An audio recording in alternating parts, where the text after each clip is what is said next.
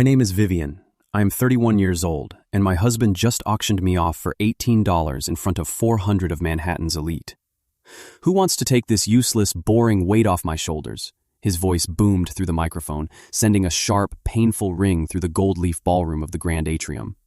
She spends her life staring at spreadsheets in a tiny back office.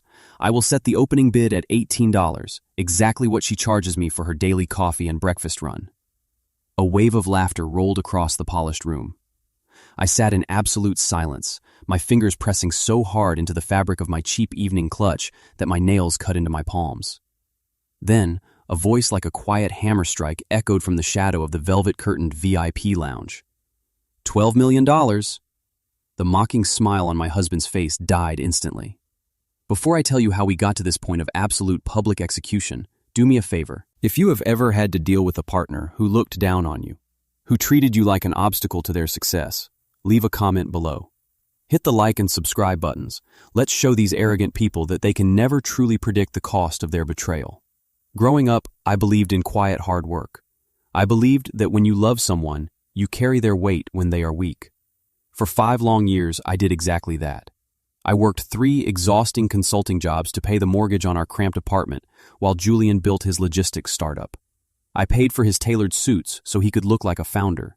I maxed out my personal lines of credit to buy the massive, high-performance physical servers running the raw code that was about to make him a billionaire.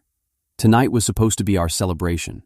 His company, Etheric Networks, was preparing for a massive $4.2 billion corporate merger next week. Instead, it became the stage for my ultimate public humiliation. The grand atrium was packed to the doors with the absolute peak of the East Coast tech and venture capital world. Investors, elite journalists, and high society snobs stood in groups, sipping expensive champagne and watching Julian parade across the stage. He was drunk on power and aged bourbon.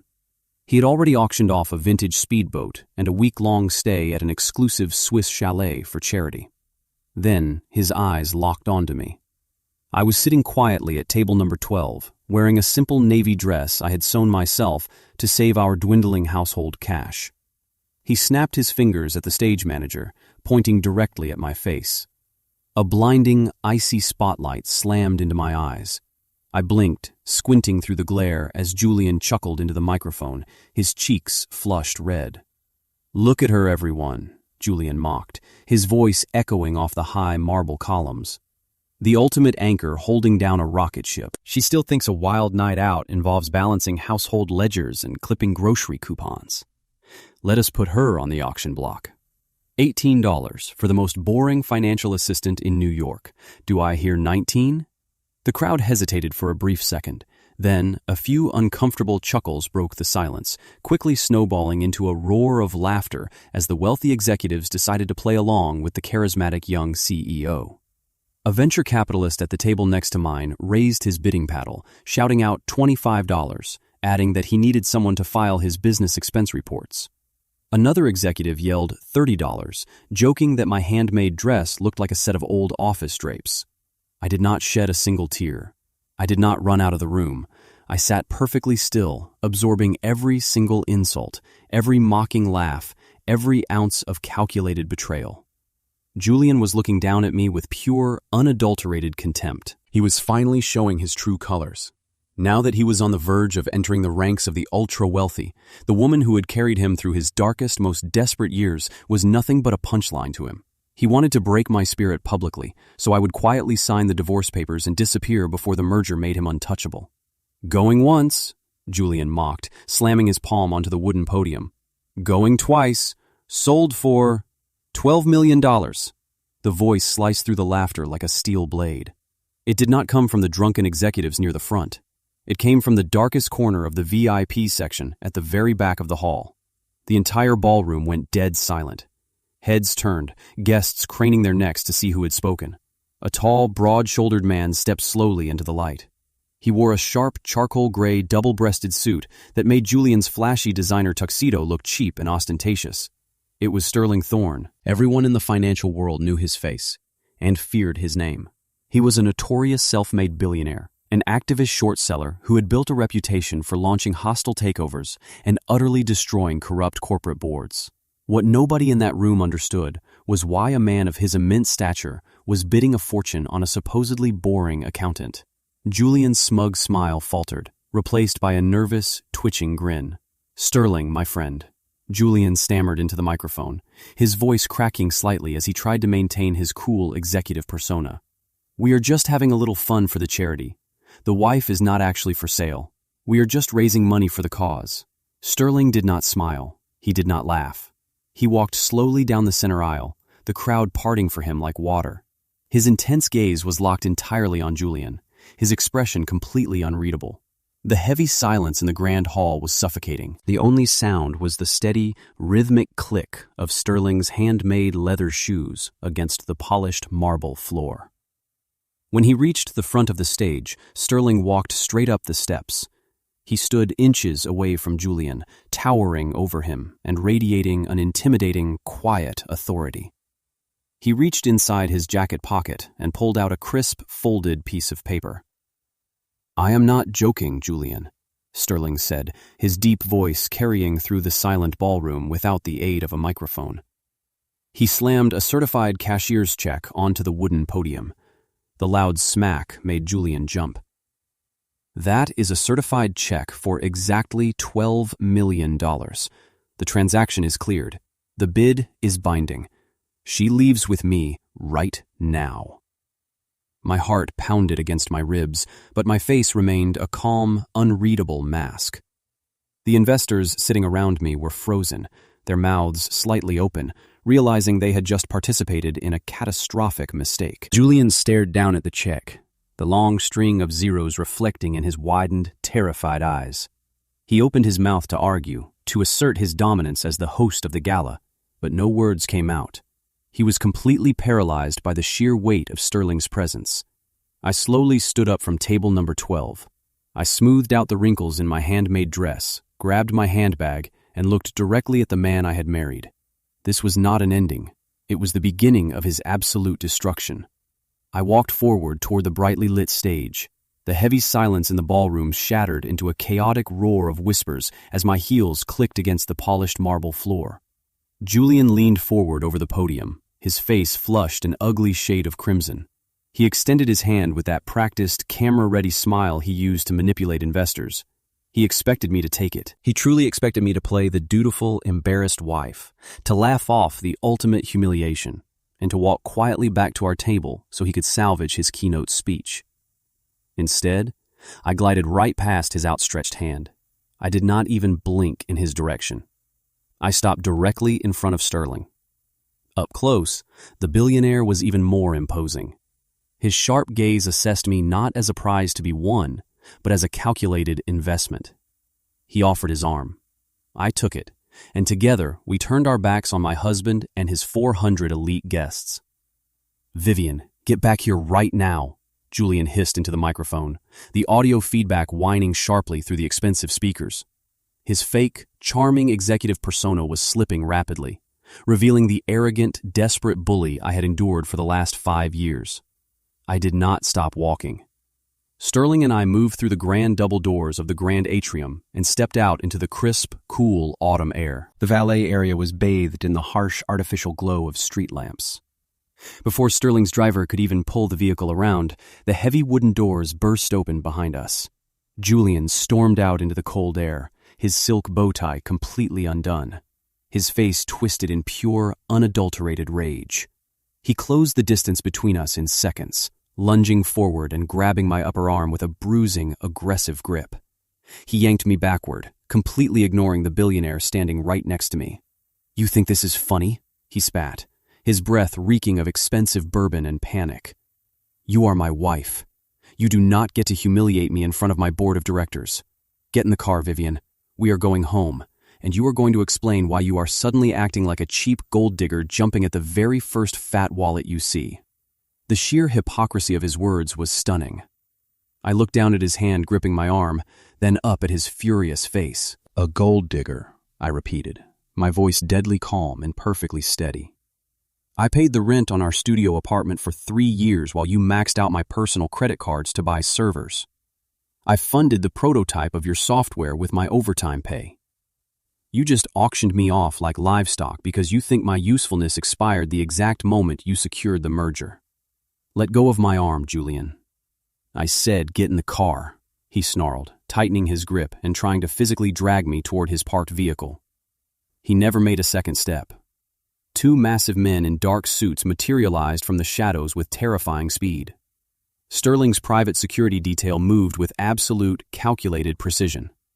One guard clamped a heavy hand over Julian's wrist, applying a sharp pressure point that made my husband gasp in pain and release me instantly. The second guard drove a thick forearm into Julian's chest, shoving him backward with incredible force until his spine slammed hard against a solid concrete parking pillar.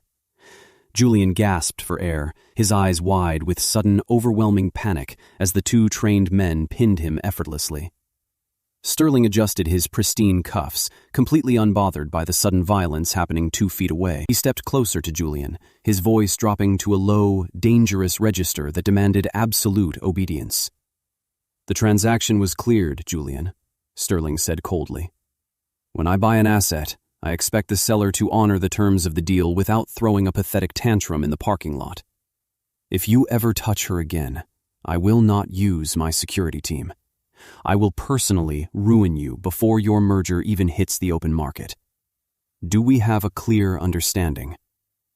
Julian swallowed hard, trapped against the cold concrete, humiliated and terrified by a man with infinitely more power. He managed a weak, trembling nod. Sterling gestured to his driver, who immediately pulled a sleek midnight black town car up to the curb. Sterling opened the passenger door himself, offering me a slight, respectful nod. I smoothed the skirt of my handmade dress and stepped into the plush leather interior. As the heavy doors closed, shutting out the noise of the valet stand and the pathetic sight of my husband slumped against the pillar, the car glided smoothly onto the highway. The cabin was utterly silent, perfectly insulated from the chaotic outside world. I sat completely straight, my hands resting neatly in my lap. I did not cry. I did not shake. The time for crying had ended years ago when I realized Julian was systematically draining my accounts to fund his lavish lunches while I ate instant noodles at my desk. Sterling watched me carefully from the opposite seat. He poured a glass of sparkling water from the center console and handed it to me. Most people would be in tears right now, he observed, his tone highly analytical. Or at least demanding to know where I am taking them. Tears are a terrible return on investment, I replied, accepting the glass without hesitation. And considering you just dropped $12 million on a public stunt, I highly doubt your endgame is kidnapping a woman who buys her fabric on clearance. A slow, genuine smile spread across Sterling's face. He reached into his leather briefcase and pulled out a high-end tablet, unlocking the screen and sliding it across the seat toward me. Look at the numbers, Vivian. I glanced down at the glowing screen. It displayed the real-time valuation metrics of Julian's tech company. The numbers were climbing rapidly, fueled by the aggressive marketing campaign Julian had been pushing all month. Ignorant investors were practically throwing their money at him, completely blind to the absolute rot hiding underneath the surface. He thinks he has won, Sterling said, tapping the screen lightly. He thinks he is untouchable because the board loves his arrogant executive act. But I know you have seen his private books. I know you know exactly where the bodies are buried. Before I could process Sterling's loaded words, a harsh vibration interrupted the quiet cabin. My phone lit up inside my purse. I pulled it out. It was an urgent text message from Julian. The words on the screen were venomous, a desperate attempt by a cornered man to regain his lost control. I just froze all our joint bank accounts, the message read. You have zero access to cash, your car, or the house. Come home right now and beg for my forgiveness, or I am calling the press. I will tell the entire country that my wife is nothing but a high-priced escort who sold herself to a billionaire. I will ruin your life. I stared at the threatening message illuminating the dark interior of the car. He actually thought freezing a joint account would leave me helpless. He thought my entire existence was tied to him. My husband had just declared war, completely unaware that he had handed me the exact weapon I needed. The sun had barely risen over the eastern skyline when I pulled my rental car into the sprawling driveway of the suburban estate Julian and I called home. I had not slept a single wink at the luxury hotel Sterling arranged for me, but my mind had never been clearer. I came back solely to pack my essential documents and a few personal items. I fully expected Julian to be hungover or aggressively demanding apologies for the disastrous gala. I did not expect the chaotic scene unfolding on the pristine front lawn. My mother-in-law Eleanor and my sister-in-law Sienna were dragging heavy black garbage bags out the front double doors. They were violently hurling my clothes, my shoes, and my personal belongings directly onto the wet morning grass. The morning air carried a sharp chill, a contrast to the heated hostility radiating from the women. Eleanor wore her pristine tennis club attire, her face twisted in an ugly sneer as she dumped a drawer of my perfectly folded sweaters onto the driveway. "You ungrateful little tramp!" Eleanor screamed when she saw me step out of the rental car. "You bring absolute shame to this family on the most important night of my son's life. How dare you show your face here?" Sienna strutted up behind her mother, kicking a pair of my heels into the dirt. "You are lucky we are just throwing your cheap clothes out, Vivian," Sienna spat, crossing her arms tightly over her expensive cashmere wrap. "Julian is changing the locks right now. You thought you could run off with some billionaire and then crawl back to our house? You are nothing but a common gold digger. We are making sure everyone in our social circle knows exactly what you are." I stood at the edge of the driveway, looking at the scattered pieces of my life. I had spent years attempting to earn their respect, cooking holiday dinners and buying thoughtful gifts, but they always viewed me with thinly veiled disgust. They actually thought they held all the power. They believed the narrative Julian had spoon-fed them for years, that he was the genius provider, and I was the lucky charity case who got to live in his towering shadow. "Stop it right now. Both of you, back away from her things." The sharp, commanding voice belonged to Marcus. My brother-in-law jogged down the front steps, his face tight with furious disbelief. Marcus was the director of compliance at Julian's company, and the only person in this family with a functioning moral compass. He rushed over to the lawn and immediately started picking up my scattered clothes, brushing the dirt off my jackets. "What is wrong with you two?" Marcus yelled, turning to glare at his wife and mother-in-law. "Vivian has literally kept this family afloat for years. Have you lost your minds? She paid for your medical expenses last year out of her own pocket, Eleanor. Do not pretend you forgot that." Sienna marched over and slapped the clothes right out of her husband's hands. "Do not you dare defend her, Marcus," she shrieked, her face turning a blotchy, uneven red. "You are just an employee at my brother's company. You married into this family, so you need to remember your proper place and back us up. You do not get to dictate how we handle this trash." Marcus stood up to his full height, staring down at his wife with a look of absolute disgust. He was a brilliant, hard-working man, and seeing Sienna reduce him to a mere subordinate in front of me made my blood boil. I placed a gentle hand on Marcus's shoulder. "Thank you, Marcus," I said quietly, "but you do not need to defend me against them anymore. They are not worth your energy or your career." Before Marcus could say another word, a pair of local police cruisers turned onto our private street, their lights flashing silently in the early morning light. Right behind them was Julian, driving his sleek sports car. He parked aggressively, blocking my rental car in the driveway, and practically leaped out to meet the officers. He looked smug, fully restored to his arrogant CEO persona, backed by the authority of law enforcement. "Officers, this is the woman I called you about," Julian announced, pointing a finger directly at my chest. "She is trying to unlawfully enter my property after abandoning the marital home last night. I want her escorted off the premises immediately." The two officers approached cautiously, assessing the scattered garbage bags and the tense family dynamic. "Ma'am, is this your residence?" the taller officer asked me, resting his hands lightly on his duty belt. Julian did not even let me answer. "She is my soon-to-be ex-wife," he interrupted, stepping uncomfortably close to me. "And before she leaves, I am demanding she hand over the funds she secured last night. She accepted a $12 million check from another man while legally married to me.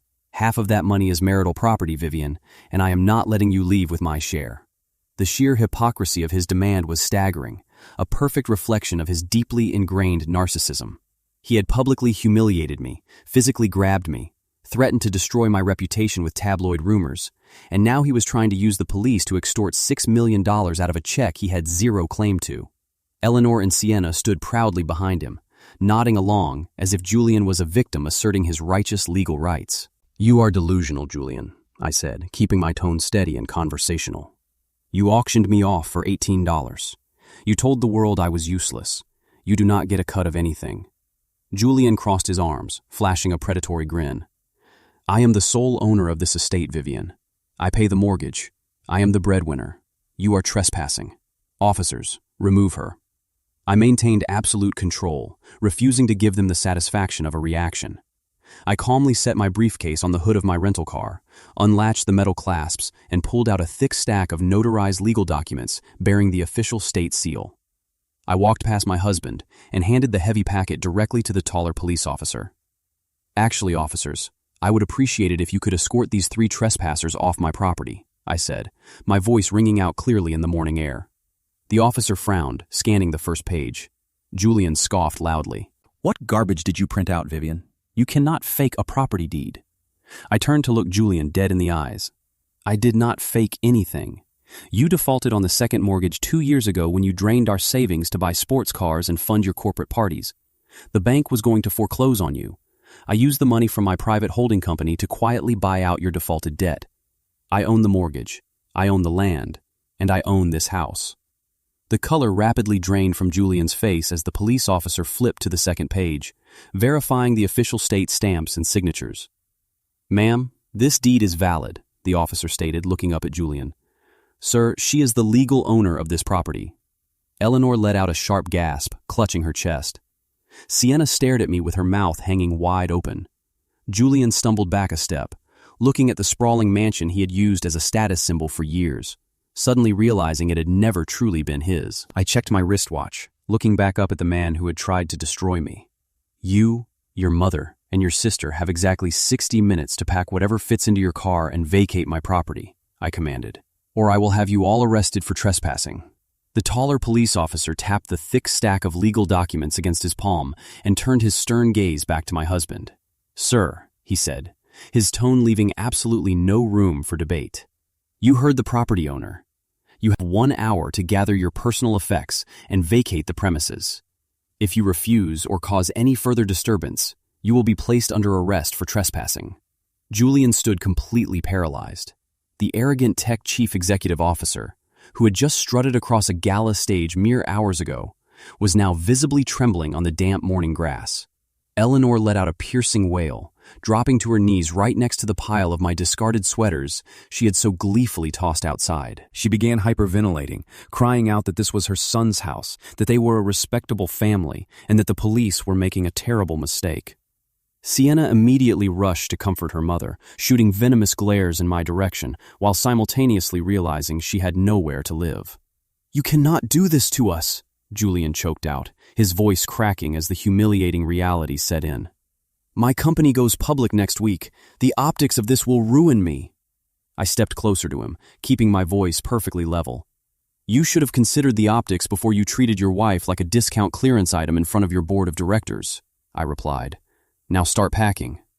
For the next 60 minutes, I stood on the porch with my arms crossed, flanked by the 2 police officers, and watched pure, poetic justice unfold. Julian, Eleanor, and Sienna were forced to frantically stuff their designer clothes, expensive jewelry, and whatever valuables they could grab into the very same black garbage bags they had originally intended for me. The sheer indignity of hauling trash bags to Julian's sports car under the watchful eyes of law enforcement was a punishment far sweeter than anything I could have ever screamed at them. Marcus did not help them pack. He quietly gathered his own briefcase from the entryway, avoiding the hysterical sobbing of his wife and mother-in-law. As he walked past me down the driveway, he paused. He looked at the police, looked at the garbage bags, and then looked right into my eyes. He gave me a single, distinct nod of profound respect. He understood exactly what I had done and why I had done it. Then he got into his own car and drove away, leaving the toxic family to fend for themselves. Exactly 1 hour later, Julian's overloaded sports car peeled out of my driveway. I locked the front doors of my mansion, finally breathing in the silence. But I knew the war was far from over. Julian was a cornered narcissist with a massive platform, and his retaliation was going to be swift and vicious. By noon, my phone was exploding with news alerts. Enraged and homeless, Julian had immediately weaponized his startup's ruthless public relations machine. He called in favors with local tech journalists and deployed a coordinated smear campaign across every major social media platform. The narrative he fabricated was aggressively misleading but incredibly effective. He painted himself as the betrayed founder who worked tirelessly to build an empire, only to be blindsided by a manipulative wife. His press release claimed I was a common gold digger who seduced a billionaire just weeks before the merger to steal his home and extort him for his cash. The media eagerly devoured the scandalous story. Articles labeled me a high-priced escort and a corporate parasite. Paparazzi quickly discovered my location and descended upon my neighborhood, swarming the gates of my estate. They camped out with long lens cameras, shouting aggressive questions about my supposed affair with Sterling every time I walked near a window. They expected me to cower in shame, to hide my face behind dark sunglasses, and to issue a tearful, desperate apology to salvage my reputation. They heavily underestimated who they were dealing with. I ignored the ringing phones and the flashing cameras outside. Instead of hiding, I put on a razor-sharp, tailored midnight blue suit that commanded absolute authority. I confidently drove my car straight through the crowd of shouting reporters, completely ignoring their flashing bulbs, and headed directly into the heart of downtown Manhattan. I parked in the secure underground garage of a towering, unmarked high-rise building located in the financial district. There was no flashy corporate logo on the exterior, no welcoming lobby for the general public, and absolutely no press allowed inside. I swiped a highly encrypted security badge at the private elevator, bypassed the standard floors, and rode all the way up to the restricted executive level. The steel doors slid open to reveal a sprawling, high-tech command center buzzing with intense, focused activity. Analysts in sharp suits were rapidly typing across arrays of dual monitors, tracing offshore accounts, running complex algorithms, and dissecting encrypted corporate ledgers. This was not a quiet, boring accounting firm. This was the headquarters of the Aegis Forensic Group, the most ruthless forensic auditing agency on the East Coast, a private firm contracting with federal agencies to dismantle white-collar crime syndicates. I was not a low-level number cruncher doing taxes in a basement, as my husband had so proudly proclaimed to his elite investors. I was the managing director and sole owner of this entire firm. For years, I had deliberately played the role of the quiet, unremarkable wife to keep Julian's fragile ego intact while I quietly built an investigative empire in the shadows. I strode past the rows of analysts, my heels clicking sharply against the polished concrete floor, and pushed open the frosted glass doors to the main conference room. My elite strike team was already assembled around the massive mahogany table, their laptops open and ready for war. "Let us get to work," I commanded, taking my seat at the head of the table. The heavy glass doors of the conference room swung open before my team could even open their initial files. Sterling Thorne strode in, bringing the same undeniable authority he had displayed in the ballroom the night before. He took the empty seat to my right, unbuttoning his suit jacket with fluid efficiency. My senior analysts stared at him in stunned silence. They were accustomed to high-profile clients, but seeing a billionaire of his magnitude walk casually into our secure facility was entirely different. I did not offer any dramatic introductions. I simply pushed a digital contract across the mahogany table toward him. "You certainly know how to make a public statement, Sterling," I said, looking at the glowing screen showing his signature. "But my firm requires standard onboarding procedures, even for hostile takeover specialists." Sterling chuckled, a low sound that broke the tension in the room. He tapped his pen against the table. "I assume your team understands that the $12 million I dropped last night was not a romantic gesture," he said, addressing the room. "I do not buy wives. I buy expertise. That cashier's check was an expedited, non-refundable retainer fee to hire the best forensic auditing firm in New York. I needed to extract your boss from that ridiculous gala immediately so we could get to work." The analyst nodded, their professional focus instantly returning. I brought up the primary holographic display at the front of the room, casting a complex web of financial data onto the wall. "Why my husband?" I asked, turning to Sterling. "You have your pick of 1,000 tech startups preparing to merge this quarter. Why target his specific company for a hostile takeover?" Sterling leaned back, his eyes narrowing as he studied the projected numbers. "Because his pre-merger valuation makes absolutely no mathematical sense," he explained. "His board of directors is celebrating a multi-billion-dollar valuation based on user acquisition metrics that look entirely fabricated. I want to buy his company and strip it for its proprietary routing algorithm. But I suspect the books are completely cooked. I need you to find the rotting core of his empire before I launch my bid. If he is hiding massive liabilities, I want to use that leverage to force a fire sale and push him out entirely." "You came to the right place," I replied, my fingers flying across my keyboard. "Let us tear him apart." For the next 14 hours, my team and I dissected every single financial disclosure Julian had filed with the regulators over the past 3 years. The conference room transformed into a war zone of scattered papers, empty coffee cups, and rapidly shifting data models. We bypassed the polished marketing brochures and dug straight into the raw, unedited tax filings. Julian had always thought I was just a boring number cruncher. He never realized that my ability to see the hidden stories inside numerical data was exactly what made me lethal. By 3 a.m, the complex web of my husband's deceit finally began to unravel on our monitors. I isolated a series of recurring, highly suspicious wire transfers. "Look at this routing pattern," I instructed, pointing a laser pointer at the primary screen. Julian is not just inflating his user metrics, he is actively embezzling investor capital. Sterling stood up, walking closer to the screen. "Explain the mechanism," he demanded, his voice tight with predatory focus. "He is using dummy vendor invoices," I said, pulling up a secondary spreadsheet. Every quarter, right after a major funding round, his startup pays massive consulting fees to 3 specific overseas entities. On paper, they look like international software development contractors. But when you cross-reference their tax identification numbers, they trace back to a single registered agent in Vaduz, Liechtenstein. He is funneling millions of dollars out of his own company and laundering it through these offshore shell corporations. My lead data analyst typed furiously, running the offshore account numbers through our tracking software. "Vivian is right," the analyst confirmed loudly. "The money does not stay in Liechtenstein. It gets routed right back into the United States through anonymous real estate trusts and luxury vehicle holding companies. That is how he afforded the sudden lifestyle upgrade without triggering an internal audit. He is stealing directly from the venture capitalists backing his merger." The sheer scale of the fraud was breathtaking. Julian was standing on a house of cards, ready to defraud the entire public market. If we handed this preliminary data over to federal regulators right now, the merger would be halted immediately. But preliminary data was not enough for a federal indictment. We needed the absolute, undeniable proof of the original wire authorizations. We needed to show Julian's digital fingerprints on the actual transfers.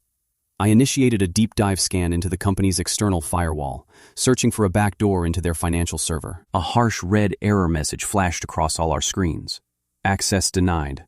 "We have a major problem," I announced, rubbing my temples in frustration. Julian is arrogant, but his network security architect is top tier. The raw, unencrypted server logs containing the original wire transfer authorizations are locked behind an air-gapped local server. It is physically disconnected from the cloud. "Can your team hack it remotely?" Sterling asked, pacing the length of the conference room. "No," I replied firmly. "Any unauthorized attempt to breach that specific server will instantly trigger a system-wide lockdown. Julian would be alerted, and he would permanently wipe the drives before we could secure a warrant. There is only one way to get that data. We need someone on the inside who has the clearance." Sterling pressed on. "Who?" I pulled up the corporate hierarchy chart on the main screen, my eyes locking onto a familiar face. "To pull the logs without triggering the alarm, we need the security credentials of an executive who handles internal investigations. We need the director of compliance." I stared at the photograph of Marcus illuminating the dark conference room. My brother-in-law was a brilliant man, a fiercely dedicated compliance officer who had worked tirelessly to earn his place. I also knew he was currently walking into a deadly trap. While my team mapped out the extraction strategy, a much darker scheme was actively unfolding inside my husband's temporary corporate penthouse. Julian was pacing the length of his lavish office, his leather shoes sinking into the thick carpet. The arrogant facade he had paraded at the gala was completely gone, replaced by a frantic, suffocating panic. The federal regulators had just delivered a formal notice of inquiry. It was supposed to be a routine pre-merger audit, but for a man hiding 70 million stolen dollars, it was a death sentence. Eleanor sat on a velvet sofa, sipping vodka. She watched her son unravel with cold, calculating eyes. "You need to calm down, Julian," she snapped, setting her glass onto the table. "Panic makes you sloppy. If federal regulators are sniffing around the offshore accounts, we simply give them a bone to chew on. We need a fall guy, someone expendable." Julian stopped pacing. He stared at his mother, the gears turning in his desperate mind. The embezzlement was tied directly to executive authorizations. If the feds raided the building, they would trace the digital signatures straight back to his internet protocol address. He needed a shield. He needed someone whose job inherently involved overseeing financial regulations, someone who could plausibly be blamed for manipulating the system. His eyes widened as a vile plan formed in his head. "Marcus," Julian said, his voice dropping to a sinister whisper. "He is the director of compliance. It is literally his job to monitor the financial infrastructure. If I route the encrypted transfers through his department firewall and forge his digital authorization keys, the feds will think he orchestrated the entire scheme to bypass my oversight." Eleanor smiled, a chilling expression devoid of any human empathy. "It is the perfect narrative," she agreed smoothly. "Let us be honest, Julian. Your investors already look at Marcus like he does not belong in your circle. He is an outsider, a black man who married into our elite family. The board of directors will easily believe that he grew greedy and tried to steal from the very people who gave him a seat at the table." Standing just outside the heavy oak doors of the penthouse office, Sienna listened to every single word. She had come upstairs to ask her brother for her monthly allowance, only to overhear the horrifying conspiracy to send her own husband to federal prison. For a brief, fleeting moment, a flash of guilt crossed her face. Marcus loved her. He had defended her and tolerated her deeply toxic family for years because he believed in their marriage. But Sienna was a product of her mother's ruthless upbringing. As she listened to Julian outline how Marcus would face decades behind bars, while the rest of the family walked away with their billions, she made a sickening choice. She pushed the office doors open and stepped inside. Julian and Eleanor froze, caught in the middle of their treasonous plotting. But Sienna simply walked over to the bar, poured herself a drink, and looked at her brother. "Make sure the forged signatures are untraceable back to your computer," she instructed coldly. Eleanor let out a breath of relief, proud of her daughter's absolute lack of a moral spine. "You are doing the right thing, sweetie," Eleanor said. "Marcus is a good man, but family always protects family first." "He owes us," Sienna rationalized, taking a sip of her drink without a shred of remorse. "We gave him this lifestyle. We gave him access to a world he never could have entered on his own. If he has to take the fall so we can keep our company and our homes, then that is the price of his admission. He will go to a white-collar facility. We will hire him a decent lawyer." While his wife actively signed his life away, Marcus was sitting 2 floors down in the compliance department, trying to do his job. The cyber attack alerts from the previous night had put him on high alert. He was meticulously running diagnostic checks on the internal servers, trying to ensure the company was secure ahead of the merger. He needed to verify a series of executive protocols, which required a hard-copy manual from Julian's private office. Marcus took the private elevator up to the penthouse suite. The executive floor was eerily quiet. Julian and the women had already left for a lunch meeting with their public relations team to continue their smear campaign against me. Marcus walked into Julian's empty office, heading straight for the filing cabinets behind the massive mahogany desk. As he reached for the compliance manuals, he noticed a thick, unlabeled manila folder sitting carelessly on the edge of the desk. Julian had been so frantic that he had forgotten to lock it away. Marcus opened the folder to ensure it did not contain sensitive materials that needed to be secured. What he saw made his blood run completely cold. They were wire transfer authorizations, massive, staggering sums of money routed to offshore accounts in Switzerland and Liechtenstein. But the most horrifying detail was not the stolen millions. It was the signature at the bottom of every single page. It was his own name. His digital authorization codes had been perfectly replicated, stamping his identity onto a $70 million federal crime he knew absolutely nothing about. Marcus's hands began to shake. He was holding his own prison sentence. He grabbed his phone, desperate to take photos of the forged documents to protect himself. A heavy, imposing shadow suddenly fell across the massive mahogany desk. Julian's head of security stepped inside and locked the door. The heavy click of the deadbolt echoing through the penthouse office made Marcus freeze. He slowly lowered the manila folder back onto the desk. Julian stepped out from the private adjoining bathroom, wiping his hands with a towel.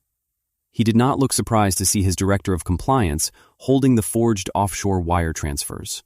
His head of security, a towering man named Garrett, stood perfectly still against the locked door, blocking the only exit. "You always were too thorough for your own good, Marcus," Julian said, tossing the towel onto a leather chair. "I was going to wait until tomorrow to bring you into the loop, but since you took the initiative to snoop through my desk, we can expedite the conversation." Marcus stared at the man he had called family for years. You forged my digital signature, Marcus stated, his voice tight with barely suppressed rage. You routed $70 million of stolen venture capital through Liechtenstein and stamped my authorization codes on every transfer. That is wire fraud, Julian. It carries a 20-year federal sentence. Julian poured himself a glass of water, completely unfazed by the threat of federal prison. It is only wire fraud if the regulators find the hidden ledger, he replied smoothly. And if they do, they will trace the authorizations directly to your department. You are the compliance officer. The board will simply assume you bypassed my oversight to enrich yourself. I will not take the fall for your embezzlement, Marcus warned, stepping away from the desk. I will walk straight into the federal building and report you right now. Garrett took a menacing step forward, but Julian raised a hand to stop him. If you walk out of this building and go to the authorities, I will have Garrett plant proprietary source code on your personal devices, Julian threatened, his tone dripping with malice. I will frame you for corporate espionage. I will tell the authorities you were selling our logistics algorithm to foreign competitors and fabricated this entire embezzlement story to cover your tracks. Who do you think a judge will believe? The wealthy founder taking his company through a multi-billion-dollar merger? Or the disgruntled compliance officer trying to steal trade secrets? Marcus felt the air leave his lungs. Julian was leveraging every ounce of his systemic privilege to trap him. The ultimatum was sickeningly clear. Play along, sign the final merger disclosures tomorrow, and pray the feds never audit the accounts. Or refuse and face immediate, life-ruining criminal charges. You have until tomorrow morning to decide if you want to be a team player, Julian sneered, gesturing toward the door. Garrett unlocked the deadbolt, stepping aside just enough for Marcus to squeeze past. Marcus stumbled out of the high-rise building and drove straight to the affluent suburban neighborhood he shared with Sienna. His mind raced with terrifying scenarios. He needed his wife. He needed the woman who promised to stand by him to help him navigate the nightmare her brother had just created. He found Sienna sitting by their backyard fire pit, casually scrolling through her phone and drinking a glass of wine. She did not even look up when he rushed onto the patio. Sienna, we need to hire a defense attorney immediately, Marcus urged, his heart pounding against his ribs. Julian is setting me up for wire fraud. He forged my signature on $70 million worth of illegal offshore transfers. If the federal agents audit the company, I am going to prison. Sienna finally locked her phone and set it on the table. She took a slow, deliberate sip of her wine. Her expression remained completely devoid of shock or empathy. I know about the transfers, Marcus, she said coldly. I was in the office when he finalized the plan. The sheer callousness of her admission struck Marcus like a physical blow. You knew, he whispered, horrified by the monster sitting in front of him. You stood there and let your brother frame your own husband for a federal crime. Do not be dramatic, Sienna scoffed, rolling her eyes. The company is merging next week. We are about to be worth billions. If the commission flags the accounts, you just need to take a plea deal. You will go to a minimum security facility for a few years. We will hire you a fantastic lawyer, and when you get out, we will take care of you. We gave you this lifestyle, Marcus. You owe us this sacrifice so the family can keep our wealth. Marcus stared at the woman he loved, finally realizing he had never been a husband to her. He had always been an accessory, a token outsider they could parade around to look progressive, and now a convenient scapegoat to slaughter for their financial survival. He was entirely alone. Without saying another word, Marcus turned his back on his wife and walked out of the house. He drove aimlessly for hours, suffocating under the heavy weight of his impending doom. Seeking absolute isolation, Marcus pulled his car into a dimly lit, subterranean parking garage downtown. He gripped the steering wheel tightly, staring blankly at the concrete wall, desperately contemplating how to survive the complete destruction of his career and his freedom. He was out of viable options. The harsh screech of tires suddenly echoed through the empty concrete structure. A sleek black sport utility vehicle pulled up directly alongside him, aggressively cutting off his only exit route. The passenger door opened smoothly in the shadows. I stepped out onto the damp pavement, wearing a sharp designer suit and holding a thick manila folder. I walked slowly over to his car, making sure he saw me clearly in the dim light, and slid the file across the hood of his vehicle. I know what they are doing to you, Marcus, I said, my voice projecting clearly in the quiet garage. Help me burn his empire to the ground, and I promise you federal immunity. Marcus stared at the manila folder I had just slid across the hood of his car. His eyes darted between the damning documents and my face, processing the betrayal his wife and her family had engineered. I did not offer him empty sympathy. I offered him the only thing that actually mattered right now, a calculated strategy for absolute survival and undeniable retribution. Julian is preparing to serve you to the federal prosecutors on a silver platter, I stated, my voice steady. He forged your digital signatures on $70 million worth of offshore transfers. When the agents raid the building, they will arrest you. Sienna knows about the plan, and she has already agreed to let you take the fall so she can keep her luxury lifestyle. You have 0 allies inside that penthouse. Help me burn his fraudulent empire to the ground, Marcus, and I will secure full federal immunity for you through Sterling's legal network. Marcus clenched his jaw, his hands balling into tight fists as the reality of his wife's betrayal settled into his bones. He was a brilliant compliance officer, a man who had dedicated his entire career to playing by the rules, only to realize the game was entirely rigged against him. He took a long, deep breath and looked back up at me. His expression was no longer one of shock, but of razor-sharp determination. "What do you need me to do?" he asked, his voice low and dangerous. "I need the master ledger," I replied. "I need the raw, unencrypted server logs that contain the original wire transfer authorizations. The only way to prove Julian executed the transactions is to pull the data directly from the localized secure server room on the executive floor. I am handing you a custom decryptor drive. It is disguised to look exactly like a standard corporate access badge. You need to plug it directly into the mainframe and extract the data before Julian realizes we are onto him and destroys the hardware." Marcus took the disguised decryptor drive, slipping it carefully into the inner pocket of his suit jacket. We finalized the extraction timeline and parted ways in the shadows. The next morning, however, the mission became exponentially more dangerous. Julian had grown deeply paranoid after the regulatory inquiry. He was a cornered animal, and cornered animals are highly unpredictable. As soon as Marcus arrived at the corporate headquarters, the atmosphere was suffocatingly tense. Julian had called an emergency, mandatory meeting for all top-level executives in the main boardroom. He paced at the front of the room, his eyes darting suspiciously around the table. He announced a sudden, immediate zero-trust security protocol across the entire company. Before anyone could raise a single objection, Julian directed his heavily armed private security team to confiscate every single personal cellular device, tablet, and flash drive in the room. He proudly declared that he had blocked all cloud access and disabled external routing for every executive network account, including the compliance department. Marcus sat at the polished table, forcing his expression to remain completely neutral while his heart hammered against his ribs. He silently watched the security chief drop his confiscated phone into a reinforced lockbox. Julian had effectively severed all internal communication lines and trapped the master ledger behind an impenetrable digital wall. The extraction had just gone from a high-stakes heist to a seemingly impossible mission. But Julian severely underestimated the resources of the Aegis Forensic Group.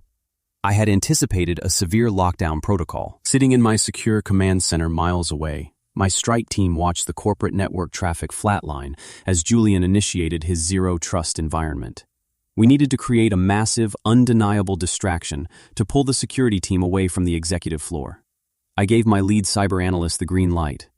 At precisely 10 o'clock, my firm launched a highly targeted, aggressive, distributed denial-of-service attack directly against the external firewall of Julian's company.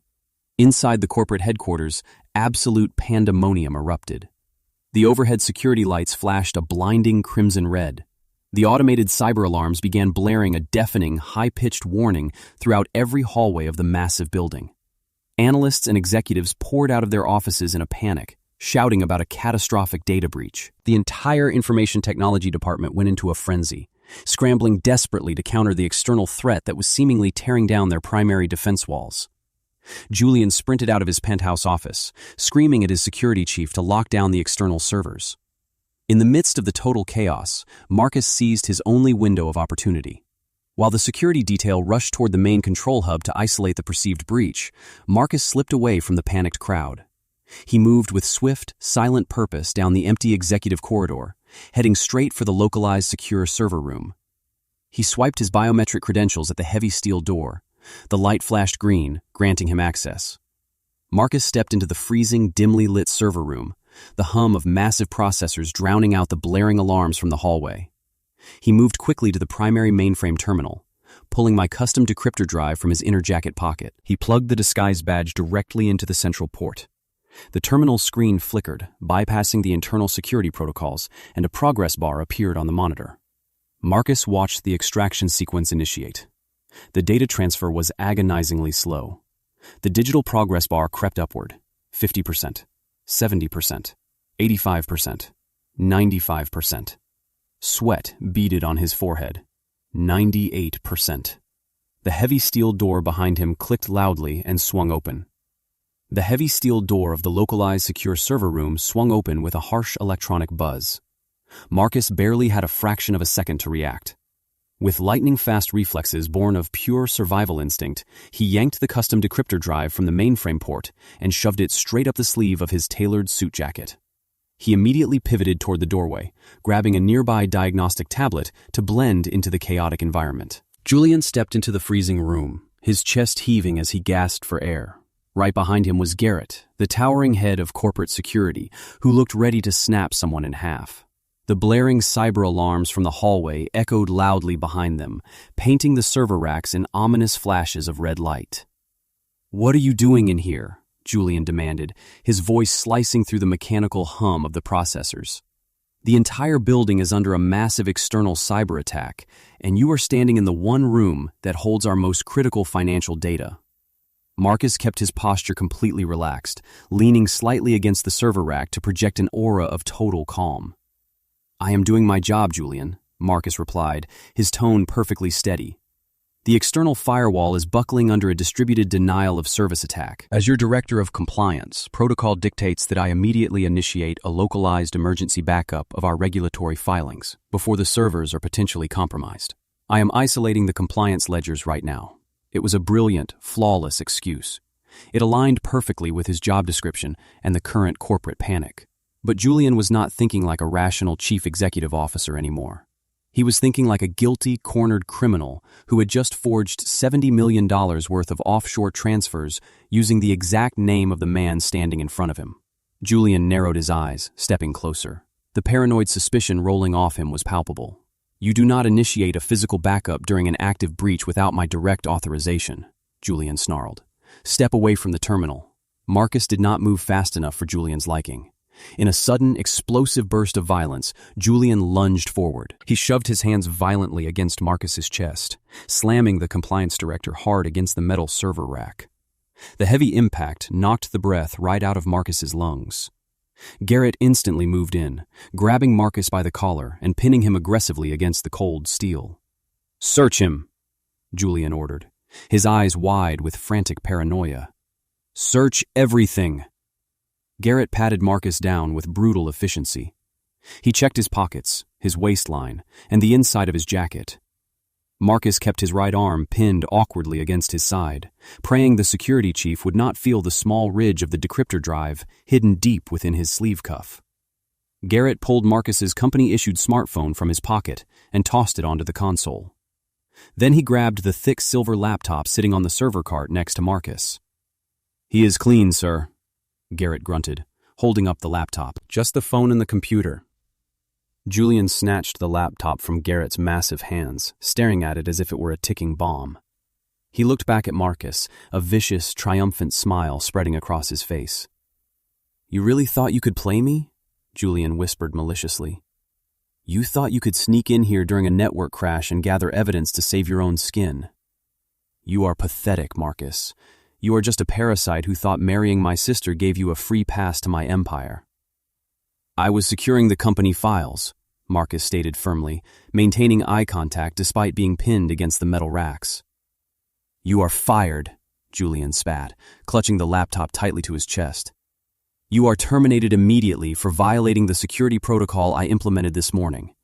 You have no severance, no stock options, and absolutely no future in this industry. Garrett, march this traitor out the back freight elevator and throw him onto the street. If he ever steps foot on my property again, break his legs." Garrett roughly yanked Marcus away from the servers, shoving him toward the exit. Marcus did not fight back. He allowed himself to be manhandled down the executive corridor, shoved into the freight elevator, and marched through the damp service alley behind the corporate headquarters. Garrett forcefully shoved him through the heavy loading dock doors, sending Marcus stumbling onto the wet pavement before slamming the door shut and locking it from the inside. Up in the penthouse, the blaring cyber alarms finally began to quiet down as my firm intentionally pulled back the network attack.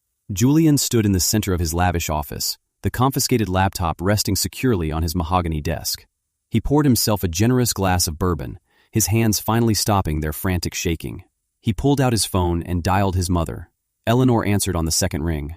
"Tell me you secured the building," she demanded. "It is done, Mom," Julian laughed, taking a long sip of his drink. "The cyber attack was just a scare. But better yet, I caught Marcus creeping around the server room trying to pull files. I confiscated his laptop and his phone, and I threw him out on the street. I have all his devices. He has zero proof, and his digital fingerprints are permanently stamped on those offshore transfers. We eliminated the only liability in the company. The merger is completely safe." Down on the dark, rain-slick street, Marcus adjusted his suit jacket and walked 2 blocks to a dimly lit subterranean parking garage. A sleek black sport utility vehicle idled quietly in the shadows. The passenger door opened, and I stepped out, leaning against the frame. "Did you get the data?" I asked quietly. Marcus reached up his sleeve and pulled out the custom access badge.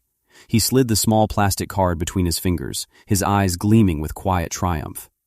"Every single bite of it," he replied. The small piece of plastic felt practically weightless. Yet it carried enough raw evidence to dismantle a corrupt corporate empire and send my husband to federal prison for decades. I nodded to Marcus, instructed him to lay low at a highly secure safe house my firm had prepared in the mountains, and immediately drove back to my underground command center in the financial district. Sterling Thorne was already pacing the length of the main conference room when I pushed through the frosted glass doors. My lead data analyst took the memory card and plugged it directly into our isolated mainframe. The room went completely silent as the decrypted files flooded the massive holographic display covering the front wall. This was the master ledger, the unedited, raw financial history of etheric networks.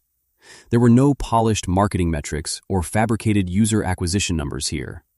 This was the undeniable truth. The data transfer completed, and my elite strike team began tearing into the files with ruthless efficiency. We cross-referenced the internal authorizations against the public filings Julian had submitted to the regulators. The discrepancy was not just a minor accounting error. It was a massive, calculated financial hemorrhage designed to enrich one man at the expense of everyone else. "Look at these outgoing wire transfers," I instructed, pointing a laser pointer at a cascading series of red numbers on the primary monitor. Over the past 3 years, Julian has systematically drained over $70 million from his primary venture capital accounts. He disguised the thefts as legitimate research and development expenses, paying exorbitant consulting fees to 3 distinct software contractors. But the contractors do not actually exist. My cyber analysts quickly traced the routing numbers attached to the vendor invoices. The money flowed out of New York, bounced through a series of anonymous digital wallets to scramble the origin, and landed directly into a network of highly obscured shell companies registered in Vaduz, Liechtenstein, I explained. Julian had set up an automated laundering cycle. Every time his startup secured a new round of funding, he skimmed exactly 15% right off the top. He used the stolen capital to buy luxury real estate, a fleet of high-end sports cars, and to fund the lavish lifestyle he proudly paraded on social media. I opened a secondary window on the display, pulling up the complex ownership structure of the private equity funds that Julian had been actively defrauding. If we are going to hand this data over to the federal authorities, we need to identify the exact victims of the wire fraud to ensure maximum criminal charges, I said. As I ran a deep background search on the holding companies that provided Julian's funding, a bizarre pattern emerged. The holding companies were layered under several different corporate umbrellas, intentionally designed to mask the primary beneficiary. I deployed a recursive algorithm to strip away the corporate layers one by one. The progress bar hit 100%, revealing a single overarching parent conglomerate. I froze, staring at the screen in absolute shock. I turned slowly to look at Sterling, who had moved to stand directly behind my chair. He leaned over the monitors, his broad shoulders casting a dark shadow across the illuminated desk. He stared at the corporate logo displayed on the wall, a dangerous, predatory smile slowly forming on his face. "He did not just steal from anyone," Sterling said, his voice dropping to a chillingly calm register. "He stole from my subsidiaries." The revelation changed the entire dynamic of our operation. Julian had not just defrauded faceless institutional investors, he had actively stolen $70 million from one of the most ruthless activist billionaire investors in the entire world. Sterling was no longer just a wealthy client hiring my forensic auditing firm to evaluate a hostile takeover bid. He was now a direct victim of massive wire fraud, and he was out for absolute blood. We spent the next 48 hours weaponizing every single piece of data on that memory card, preparing a bulletproof, undeniable dossier for the federal prosecutors. Early Thursday morning, as we were finalizing the prosecution timeline, a private courier arrived at my secure facility. He bypassed the front desk and handed my head of security a thick, velvet-lined envelope stamped with a gold wax seal. I opened it in the center of the conference room while my team watched. It was a formal invitation, printed on heavy, expensive cardstock. Julian was hosting an extravagant pre-merger celebration at a sky-high penthouse lounge overlooking Central Park. The exclusive guest list included the most elite financial journalists, venture capitalists, and industry influencers in New York. Tucked inside the formal invitation was a handwritten note from my husband. I read the arrogant, looping handwriting aloud to the silent room. "Come watch me become a billionaire, Vivian. I have a special announcement about your extracurricular activities." He actually thought he still had the upper hand. He believed he was going to use this glamorous event to publicly destroy my reputation one final time, completely unaware that he had just invited his own executioner into the room. I looked at Sterling, who was already calling his security team to arrange our transport. "The trap is set," I said, "and it is time to bring his empire down." We had exactly 48 hours until Julian hosted his penthouse party. The underground command center transformed into an absolute war room. Sterling, Marcus, and my elite strike team worked around the clock, refusing to sleep until the trap was perfectly constructed. We took the raw data Marcus had extracted from the secure server and methodically built an undeniable, bulletproof dossier. Every single fraudulent wire transfer, every offshore shell company registered in Liechtenstein, and every forged digital signature was strictly cross-referenced and compiled into a massive digital archive. I personally transmitted the official reporting documents to the federal authorities. There was absolutely no room for error or hesitation. We were not just accusing a high-profile chief executive officer of embezzlement. We were preparing to execute a complete corporate takedown on live television. Marcus reviewed the final federal immunity agreement my legal team had drafted. His hands were perfectly steady as he signed his name on the dotted line, officially severing his ties to the toxic family that had actively tried to throw him in a federal prison to save their own wealth. Sterling stepped away from the main conference table to make a highly confidential private phone call. He leveraged his immense status as a billionaire investor to contact a highly placed director at the Department of Justice.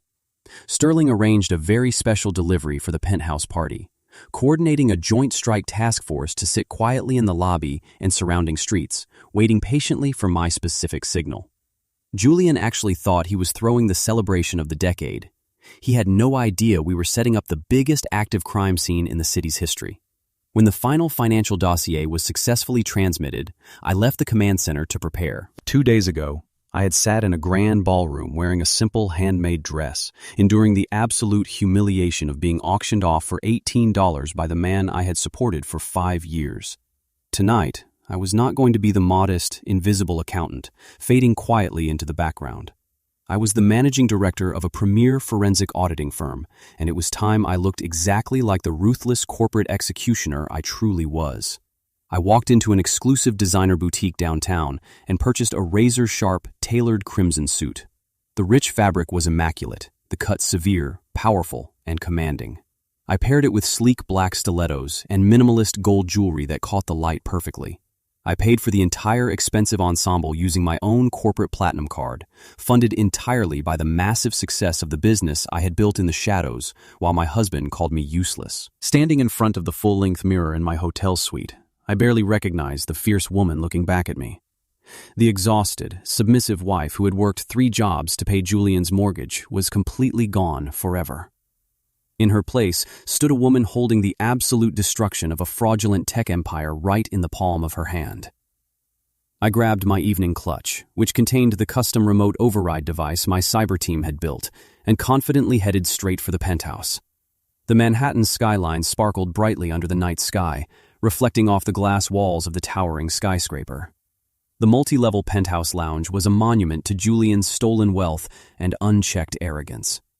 Security at the private elevator bank was incredibly tight, but the formal invitation Julian had mockingly sent me granted me immediate, unquestioned access past the guards.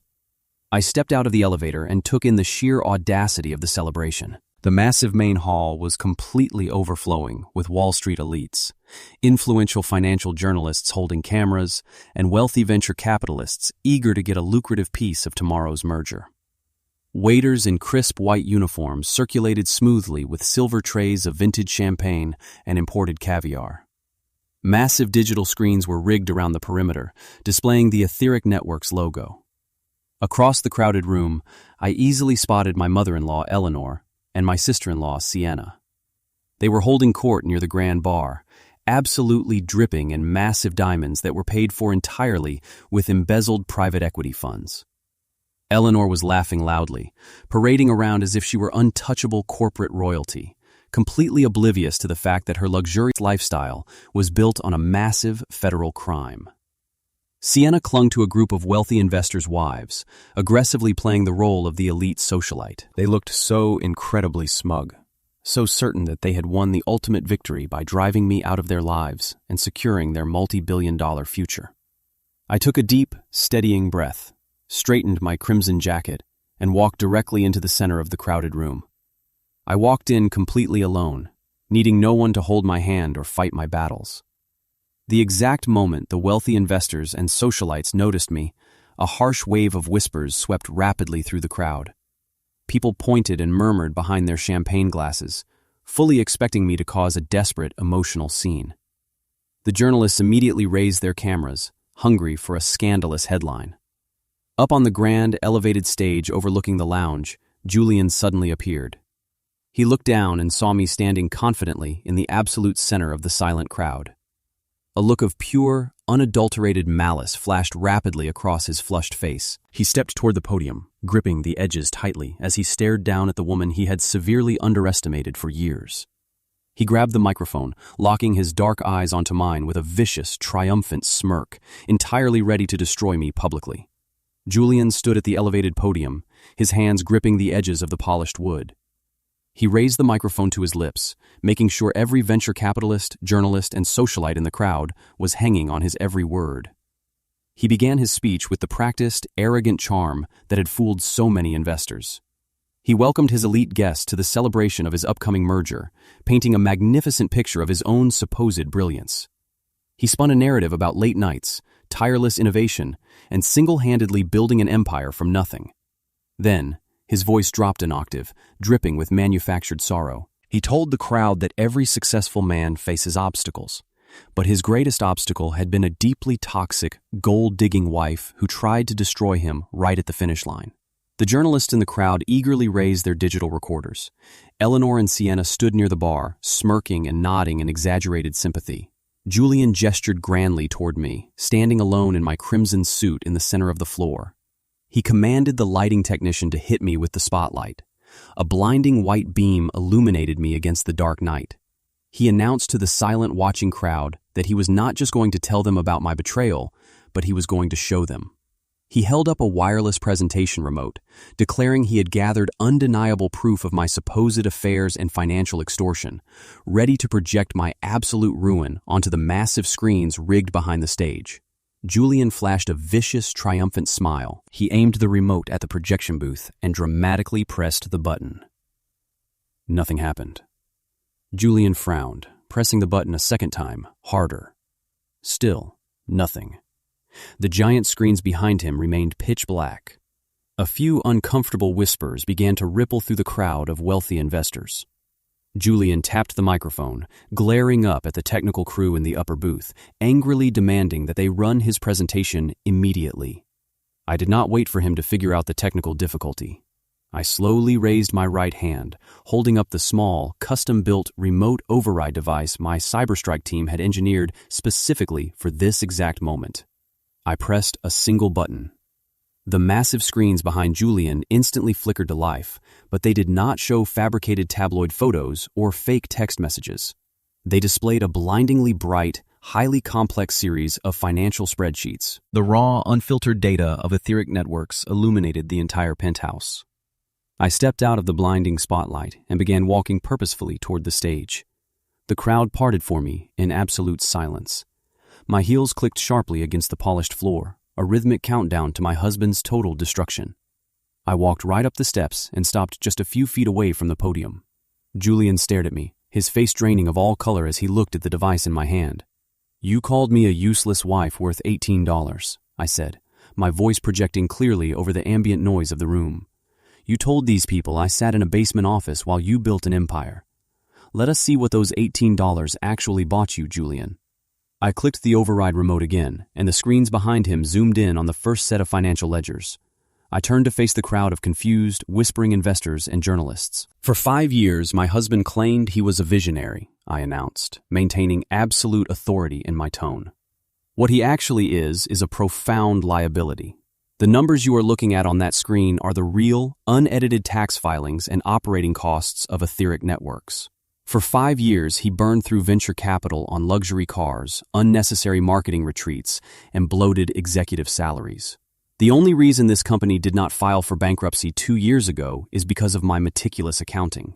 I personally restructured every failing debt, renegotiated every defaulted vendor contract, and built the entire financial infrastructure that kept his sinking ship afloat.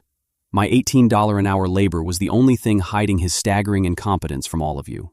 Julian lunged for the microphone, his hands shaking violently as he tried to shout over me, but my cyber team had already severed the audio feed to his podium. He was completely muted, mouthing desperate, silent curses.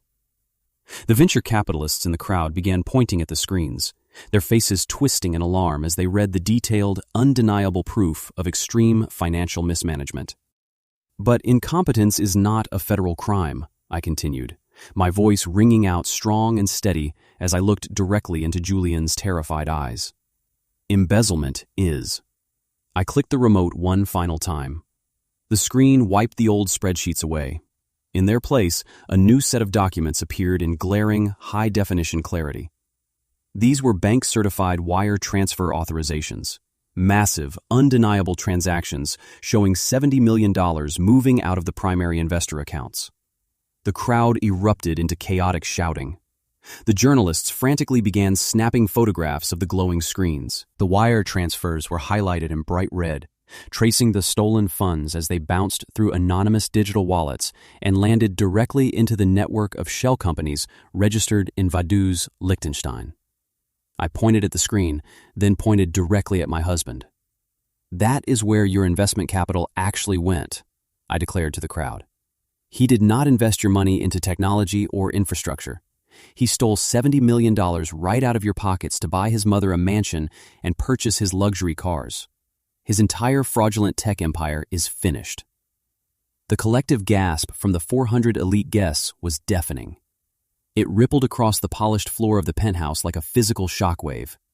Wall Street journalists frantically aimed their cameras at the massive screens, capturing every single damning wire transfer in high definition. Wealthy venture capitalists stared at the glowing offshore account routing numbers with absolute horror, their champagne glasses lowered as the catastrophic reality set in. They had been defrauded, and the proof was broadcasting live at their own celebration. Julian's face contorted into a mask of pure, unadulterated panic. He scrambled backward, tripping over the microphone stand. "Turn it off!" he screamed, his voice raw and cracking as he frantically waved his arms at the upper projection booth. "Security, get up there and cut the power right now! Shut those screens down and get this crazy woman off my stage!" 2 muscular corporate security guards immediately broke away from the crowd and sprinted toward the control room. But before their heavy boots could even touch the steps, a solid wall of black-suited men materialized from the shadows. Sterling Thorne stepped forward, his towering presence instantly commanding the chaotic room. He did not need to shout to be heard. He simply raised a single hand, and his highly trained private security detail moved with terrifying professional precision. They formed a physical barricade around the projection booth and flanked the stage, their hands resting deliberately near their holsters. The message was explicitly clear. No one was touching those screens. "Let the lady finish her presentation, Julian," Sterling commanded, his deep voice slicing through the frantic murmurs of the investors. I find this financial report incredibly fascinating, and I highly suggest everyone here pays very close attention. Julian swallowed hard, trapped on the stage. He looked desperately at his mother Eleanor, who was standing frozen near the bar. Her diamond necklace suddenly looked less like a status symbol and more like a glowing piece of federal evidence.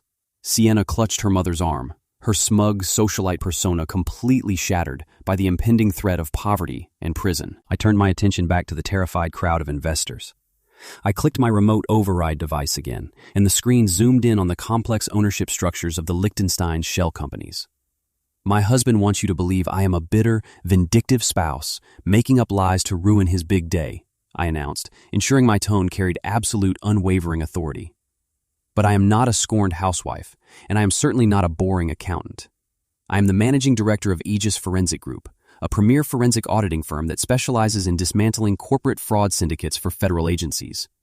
You did not invest in a visionary tech startup. You invested in a highly sophisticated laundering operation designed to funnel your capital straight into my husband's private offshore accounts. Julian wiped the sweat dripping down his forehead. He pointed a shaking finger at me.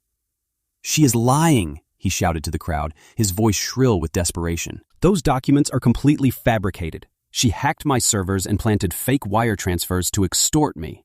This is corporate sabotage." I did not flinch at his pathetic attempt to deflect the blame. I turned slowly to face him. "I did not plant anything, Julian," I replied coldly. "I simply exposed the automated laundering cycle you set up 3 years ago. You skimmed 15% off every single funding round, but you made one catastrophic, monumentally stupid mistake. You did not just steal from faceless institutional investors to inflate your merger valuation. You stole from Sterling Thorne. The private equity funds you drained belonged directly to his corporate subsidiaries." Julian stumbled backward, his knees practically buckling under the weight of his colossal error. He stared at Sterling with wide, terrified eyes. Stealing from a standard venture capital firm was a severe federal crime. Stealing $70 million from a ruthless activist billionaire who specialized in hostile takeovers was an absolute death sentence. Sterling offered Julian a predatory, ice-cold smile. "You really should have vetted your investor portfolio better, Julian," Sterling stated smoothly. "Or, at the very least, you should have treated your wife with a little more respect." The panic in Julian's eyes shifted into cornered, desperate madness. He looked wildly around the room, searching for any possible exit, any scapegoat to shield him from the incoming federal hammer. His eyes scanned the crowd and locked onto Marcus, standing quietly near the back of the room. "Marcus!" Julian screamed, pointing frantically into the sea of shocked investors. Tell them she is lying. Marcus is the director of compliance. He oversees the entire financial infrastructure of this company. He signed off on every single regulatory filing. If those offshore transfers are real, he is the one who authorized them. I have his digital signatures on file to prove it. The crowd parted as Marcus stepped forward. He looked completely calm. He did not look intimidated by the wealthy elites staring at him. He walked steadily toward the stage, reaching inside the breast pocket of his tailored suit. He pulled out a thick, folded document bearing the official, unmistakable seal of the Department of Justice.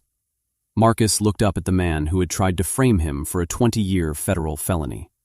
"I did not sign anything, Julian," Marcus stated, his voice ringing out with absolute clarity. "But I did sign this federal immunity agreement this morning." The heavy, unyielding silence that followed Marcus's declaration lasted only a fraction of a second before the entire penthouse completely erupted.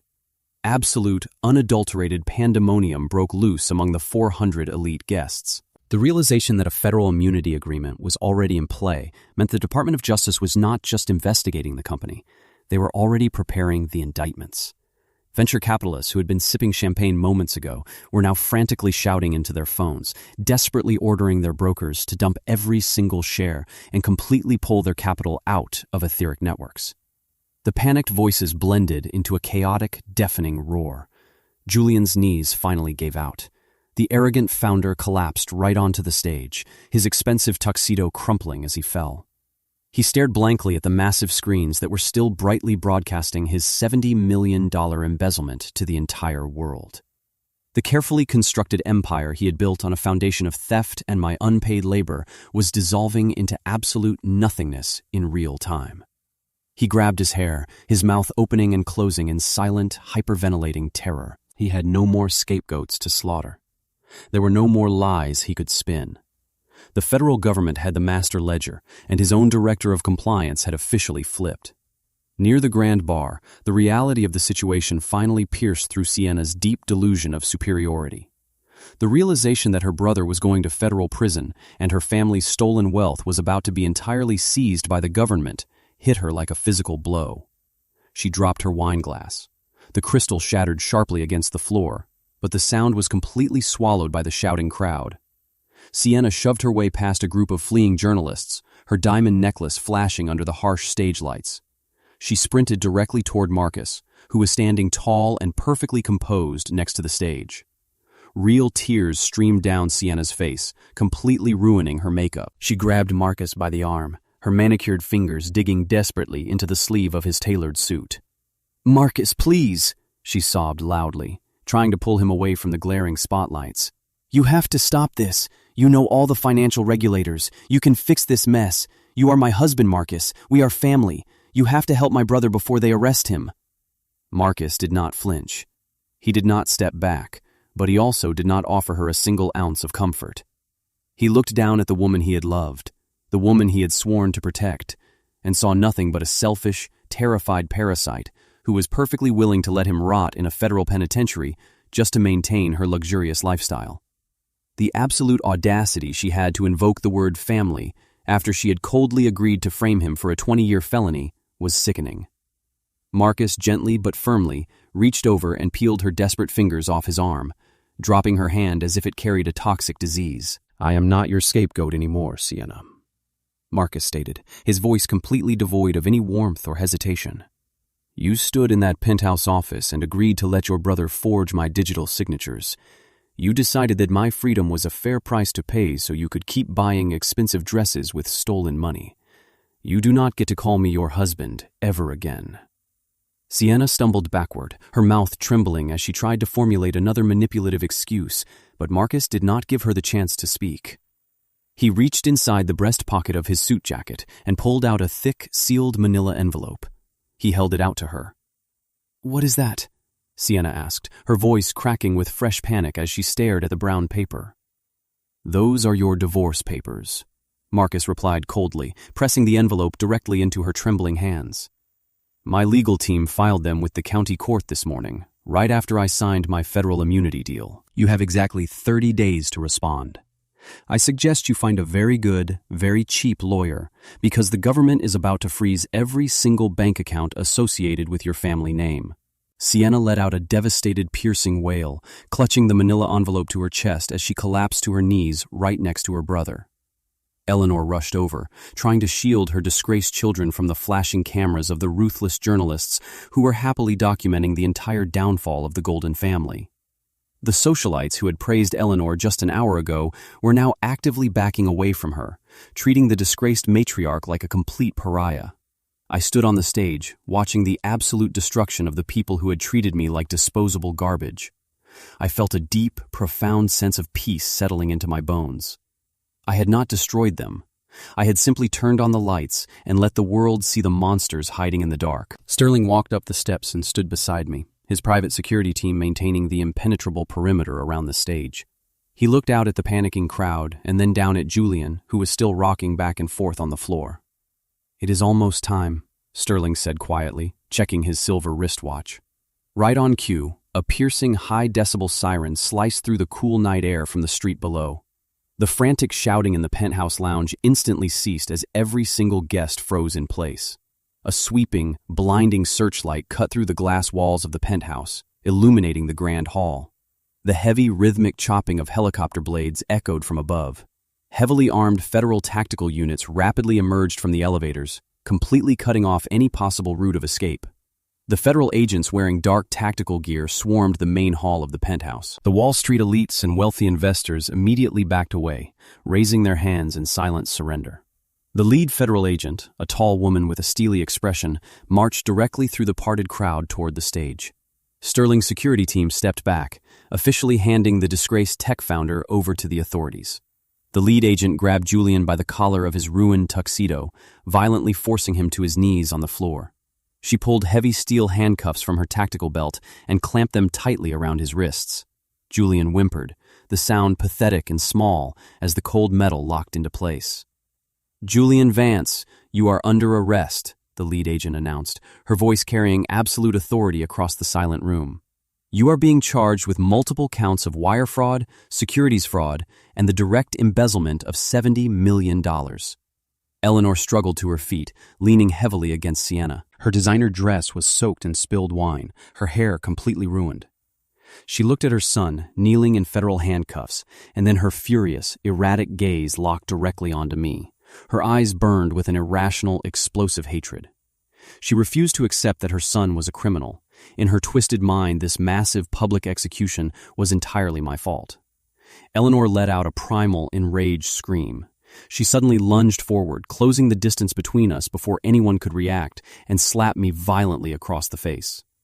The sharp, heavy, brutal impact of Eleanor striking my right cheek echoed across the silent room. My head snapped to the side from the sheer force of the blow, and a dull, throbbing heat immediately began to radiate across my skin. I did not raise my hand to touch my face. I did not stagger backward, and I certainly did not retaliate. I stood my ground, turning my head slowly to look directly into the wild, unhinged eyes of my mother-in-law. She was breathing heavily, still operating under the severe delusion that her wealth and status somehow placed her above the law. She expected me to crumble, to cry, or to physically fight back, which would only feed her twisted narrative that I was the unstable instigator of this entire disaster. Instead, I maintained absolute, unwavering eye contact and simply shifted my gaze to the lead federal agent standing less than 2 feet away from us. The federal agent did not hesitate for a single fraction of a second. Before Eleanor could even pull her hand back to her side, the agent lunged forward with terrifying speed and professional precision. She grabbed Eleanor by the wrist, twisting her arm forcefully behind her back, and spun the wealthy socialite around to face the stage railing. Eleanor let out a sharp, shocked gasp as her chest was pressed hard against the railing, the heavy click of steel handcuffs snapping tightly closed. "What are you doing?" Eleanor shrieked, her voice cracking with indignant outrage as she struggled fruitlessly against the agent's iron grip. "Unhand me right now! Do you know who I am? You cannot arrest me for disciplining an insolent, lying girl. I demand that you release me this instant." The federal agent did not offer a polite warning or a gentle reprimand. "You are under arrest for assaulting a cooperating federal witness," the agent stated, her voice projecting absolute authority over the frantic protests. "You just committed a severe federal offense right in front of a dozen armed officers. You have the right to remain silent, and I highly suggest you start using it immediately before I add resisting arrest to your charges." Sienna stood frozen, her hands covering her mouth in pure, genuine horror as she watched her mother being read her Miranda rights. The untouchable matriarch of their golden family was now reduced to a frantic, sobbing criminal wearing federal steel bracelets. The lead agent signaled to her tactical team, and they began the highly coordinated process of removing their high-profile targets from the penthouse. The elite guests of Wall Street watched in absolute dead silence as the supposed genius chief executive officer and his arrogant mother were marched toward the private express elevators. It was the ultimate, inescapable walk of shame. The flashing red and blue lights from the tactical vehicles parked on the street below cast ominous shadows across the glass walls, completely washing out the glamorous party lighting. Tech journalists eagerly pressed forward to the edges of the security perimeter, their digital cameras firing rapidly. They captured every humiliating second of Julian stumbling toward the elevator in his ruined tuxedo, his hands locked tightly behind his back. The wealthy venture capitalist who had blindly praised him just an hour ago now turned their backs, disgusted by the sheer magnitude of his financial deception. Every shred of dignity, power, and respect Julian and Eleanor had ruthlessly hoarded for years was entirely stripped away under the glaring, unforgiving spotlight of federal justice. As the tactical team guided Julian toward the elevator bank, Sterling stepped smoothly out from the crowd. He signaled the lead agent, requesting a brief moment with the disgraced founder before he was officially removed. The agent nodded, holding Julian firmly in place. Julian looked up at the towering billionaire investor, his eyes wide with a desperate mixture of fear and confusion. "Oh, I almost forgot to mention one minor administrative detail," Sterling said, his deep voice carrying a tone of casual, predatory amusement. Julian swallowed hard, his chest heaving with frantic, shallow breaths. "What do you want?" he croaked, completely broken. "I wanted to clarify exactly how I spent my money at the gala," Sterling explained, adjusting his pristine jacket. "I did not just hand over $12 million to make a public statement. My financial analysts tracked the exact holding companies you used to harbor your stolen equity. I used that $12 million to quietly buy up all your hidden offshore debt through a proxy investment firm. Do you understand what that means, Julian? I now legally own 51% of Etheric Network's voting rights. You no longer have a board of directors to manipulate. I control the entire infrastructure, and I will be thoroughly liquidating your entire life's work first thing on Monday morning." Julian completely broke down. The once arrogant tech founder collapsed forward, sobbing loudly and uncontrollably as the absolute, inescapable reality of his completely ruined existence finally crushed his broken spirit. He looked past Sterling and stared directly at me, tears streaming down his face as he begged and pleaded for mercy. "Vivian, please help me," he cried out, his voice cracking with utter desperation. "You have to stop them right now. Please, Vivian, we are married. We are a family. You cannot just let them do this to me." I walked slowly across the platform, stopping right at the very edge of the stage to look down at the pathetic man kneeling in cold federal handcuffs. I looked at him with complete, absolute, icy detachment. "I was auctioned off, remember?" I said quietly. "My contract with you expired." 1 month passed since the catastrophic collapse of Etheric Networks, and the entire landscape of Silicon Valley and Wall Street had fundamentally shifted. The exact same financial magazines and tech blogs that had eagerly branded me a manipulative gold digger just weeks earlier were now singing an entirely different tune. I had officially been crowned the premier forensic investigator of the financial sector. Major business networks spent hours analyzing how I had successfully infiltrated and dismantled one of the most fraudulent tech startups in modern history, right under the noses of their highly paid board members. My firm, Aegis Forensic Group, experienced an unprecedented surge in high-profile corporate clients. Multi-billion-dollar conglomerates and federal agencies were practically begging to put us on retainer, desperate to ensure their own ledgers were clean before I decided to audit them myself. I walked through the glass doors of my underground command center, holding a steaming cup of coffee, feeling an absolute, unshakable sense of peace. The storm I had unleashed was still raging, but I was no longer standing in the rain. I was controlling the lightning. The devastating reality for my former in-laws was unfolding exactly as I had predicted. The Department of Justice moved with terrifying efficiency. Because Julian had used a complex web of offshore shell companies to launder the stolen venture capital, the federal prosecutors invoked powerful racketeering statutes. These laws allowed the government to immediately seize every single asset tied to the illicit funds. The sprawling mansion Eleanor had paraded around in was confiscated and padlocked by federal marshals in less than 48 hours. Every luxury vehicle, every piece of expensive diamond jewelry, and every offshore bank account was frozen and permanently stripped away. Sienna lost her pristine suburban home the exact same week Marcus finalized their divorce and secured full custody of their child. Without Marcus providing his substantial corporate salary, and without Julian funding their lavish lifestyle with stolen money, Eleanor and Sienna were completely, utterly broke. The untouchable socialites of high society were violently dragged down to earth. I received a detailed report from my lead investigator, confirming they had been forced to move into a tiny, run-down motel on the outskirts of the city.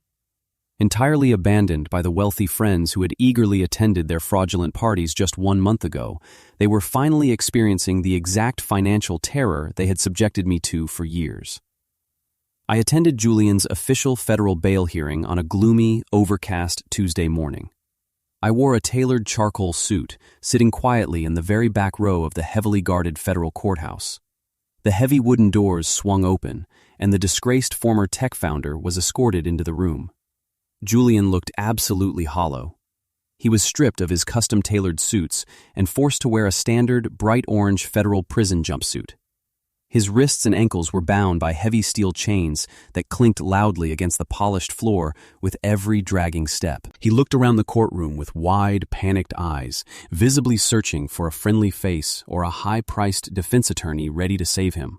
But the high-priced lawyers required massive retainers, and his assets were completely frozen. He was represented by a completely exhausted public defender who looked like he had not slept in days. The federal judge, a stern woman with zero tolerance for white-collar crime, struck her gavel and brought the hearing to order. The federal prosecutor laid out the massive flight risk Julian posed. He pointed directly to the $70 million Julian had systematically wired to Liechtenstein and the private speedboat he had attempted to use to flee. The judge did not even hesitate. Considering the overwhelming evidence of financial fraud, the offshore ties, and the documented attempt to evade federal agents, bail is unequivocally denied, the judge announced, her voice echoing through the silent courtroom. The defendant is remanded to federal custody pending trial. Julian slumped forward onto the defense table, burying his face in his chained hands as he sobbed loudly. He was completely defeated. His brilliant empire was nothing more than a pile of federal evidence. I stood up from the wooden bench, adjusted my suit jacket, and walked out of the courtroom before the bailiffs even hauled him away. I stepped out through the heavy glass doors of the federal building and into the cold, pouring rain. My driver had already pulled my sleek black sport utility vehicle up to the curb. Just as I reached for the door handle, a desperate, soaking wet figure stepped out from behind a concrete pillar.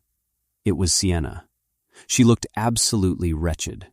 Her designer clothes were replaced by a cheap, damp coat, and her hair hung in messy, wet strands around her pale face.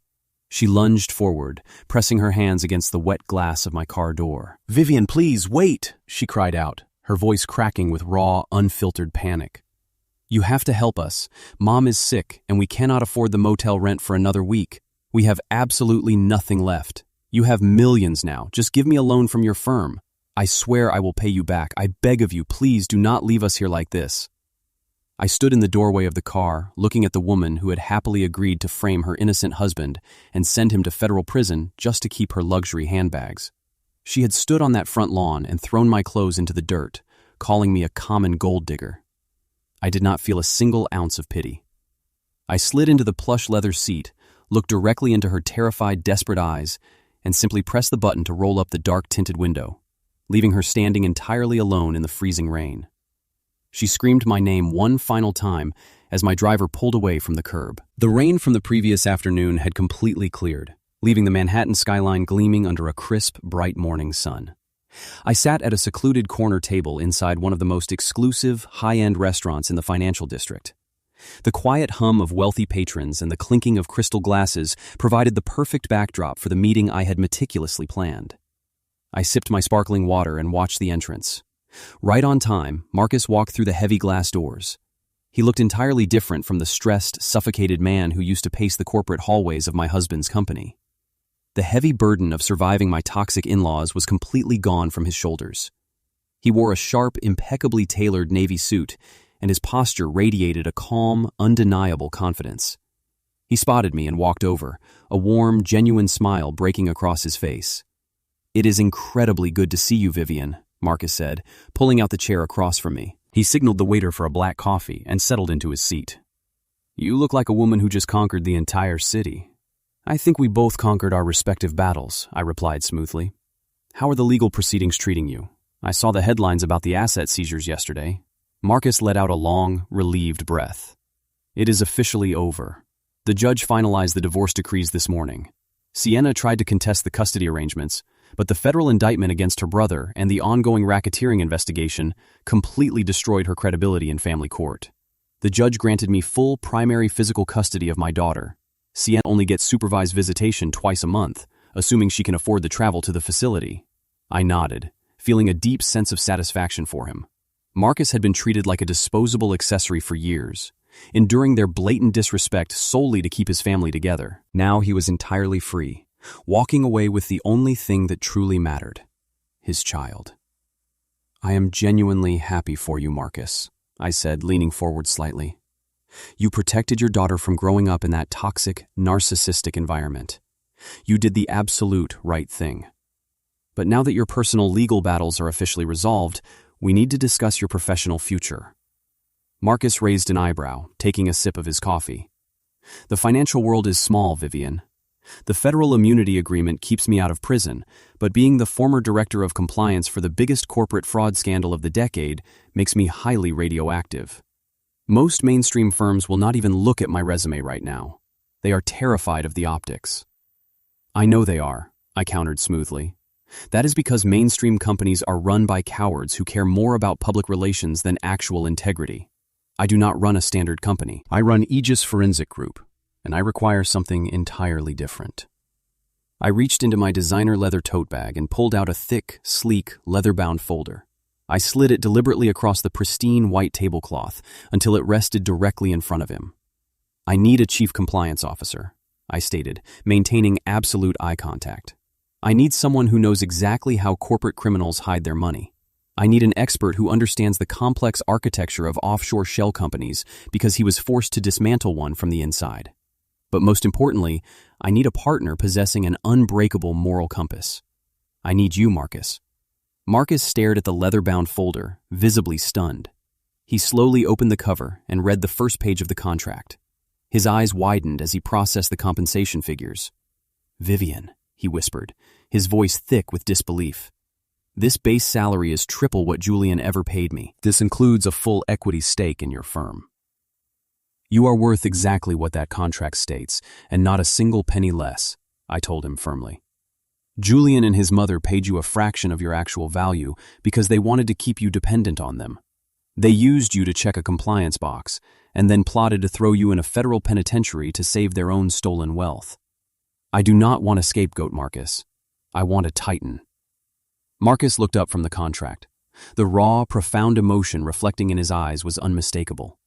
For years, he had been systematically minimized, constantly reminded by Sienna and Eleanor that he was merely a fortunate employee who had married into their family. Now, the most feared forensic auditor in New York was offering him a seat at the absolute top of the financial food chain, validating his immense talent and unwavering integrity. Without another word of hesitation, Marcus reached inside his jacket, pulled out his fountain pen, and signed his name on the dotted line. He closed the folder and pushed it back across the table, a bright, triumphant smile taking over his face. The waiter arrived at that exact moment, carrying 2 crystal flutes. I raised my glass of sparkling water, and Marcus raised his coffee cup. "I am not going to toast to revenge," I said quietly, looking at my new business partner. "Revenge implies we are still letting them dictate our actions. We are not. To surviving the fire," Marcus added, his voice ringing with pure clarity, "and to taking back our worth." We clinked our glasses together, sealing the new alliance. The beautiful moment felt like the ultimate victory, the absolutely perfect conclusion to a very long, exhausting war. But our quiet celebration was suddenly interrupted by a commanding presence approaching our table. Sterling Thorne smoothly joined us at the table, bringing a bottle of highly vintage champagne. He looked sharp and intensely focused. "I have a new business proposition for you, Vivian," he said, pulling up a chair. "One that will solidify your status at the top of the financial food chain." Sterling poured the pale golden liquid into 3 crystal flutes, bubbles rising to the surface. He set the bottle into the silver ice bucket and looked across the table with a calculated intensity. The proposition he mentioned hung in the air, thick with potential. He wanted a permanent alliance between his massive private equity conglomerate and my rapidly expanding forensic auditing firm. His strategy was brilliantly ruthless. He would continue to identify bloated, overvalued technology startups and acquire them through hostile takeovers. My team and I would be deployed immediately as the designated cleaners. We would strip the acquired companies down to their foundation, auditing every ledger, exposing any lingering corruption, and completely restructuring their financial architecture. We would essentially become the apex predators of the financial ecosystem. The numbers printed there were staggering, guaranteeing my firm an unprecedented level of sustained growth and absolute industry dominance. Sterling leaned back in his chair, swirling the champagne in his glass. His dark eyes softened slightly, shifting away from the cold calculation of a business mogul to something much more personal. He told me that in all his years navigating the cutthroat world of venture capital, he had never met a woman with my specific combination of intellect, resilience, and unyielding fortitude.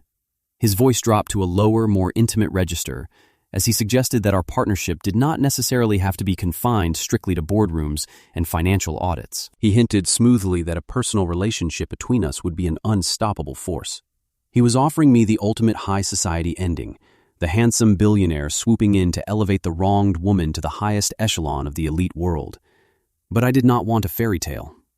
I looked at the man who had catalyzed my liberation, and I offered him a warm, appreciative smile. I slowly pushed my champagne flute forward, shaking my head.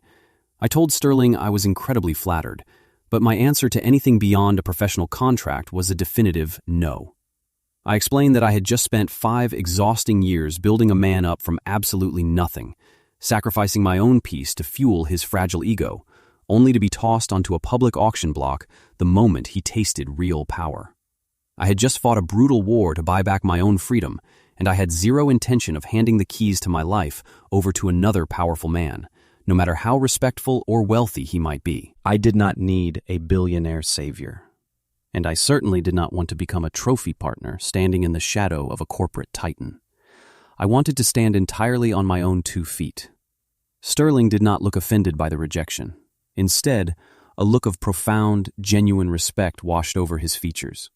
He raised his glass to me, acknowledging my fiercely guarded autonomy.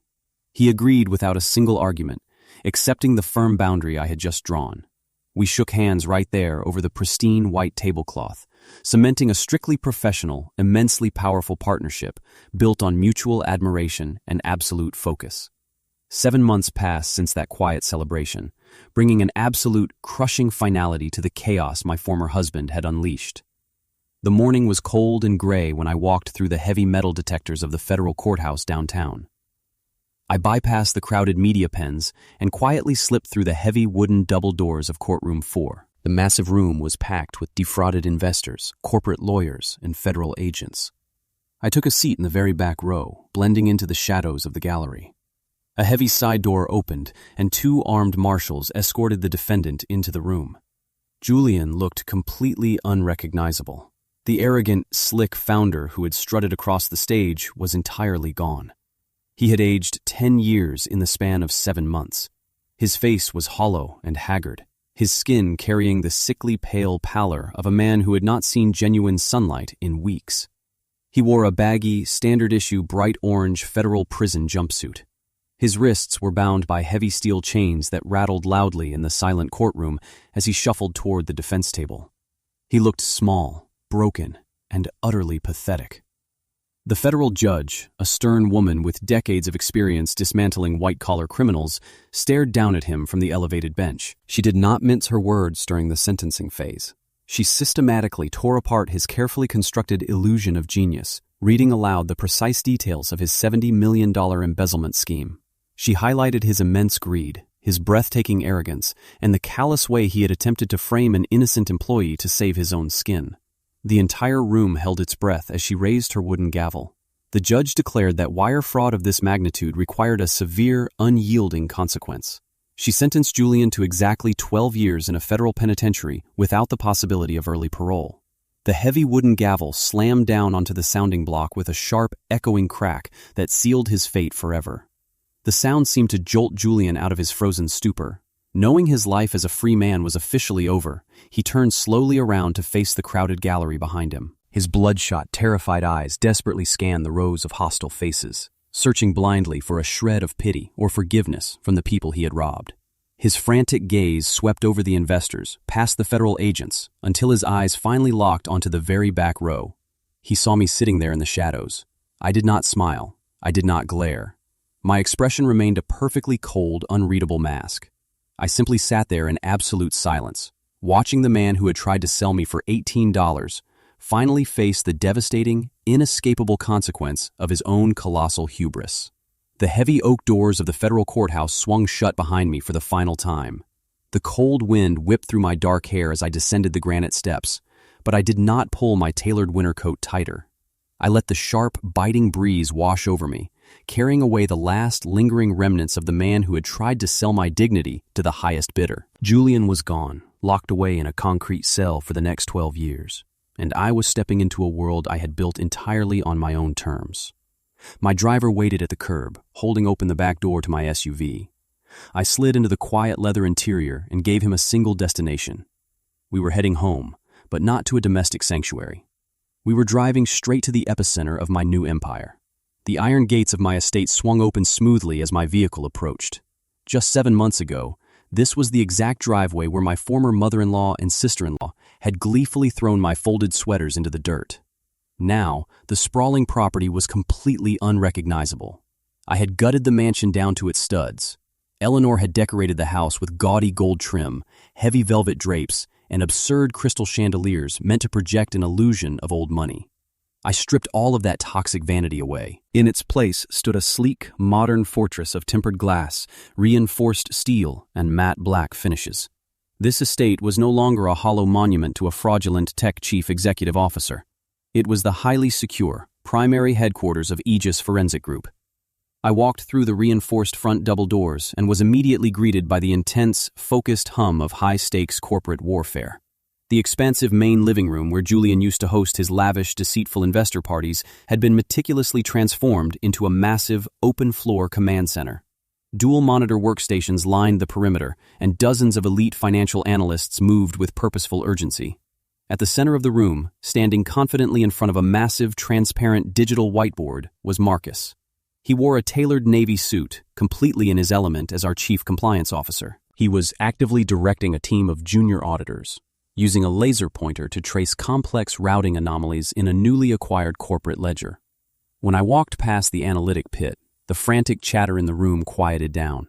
The senior analysts offered me subtle nods of profound respect, heavily tinged with a healthy dose of professional fear.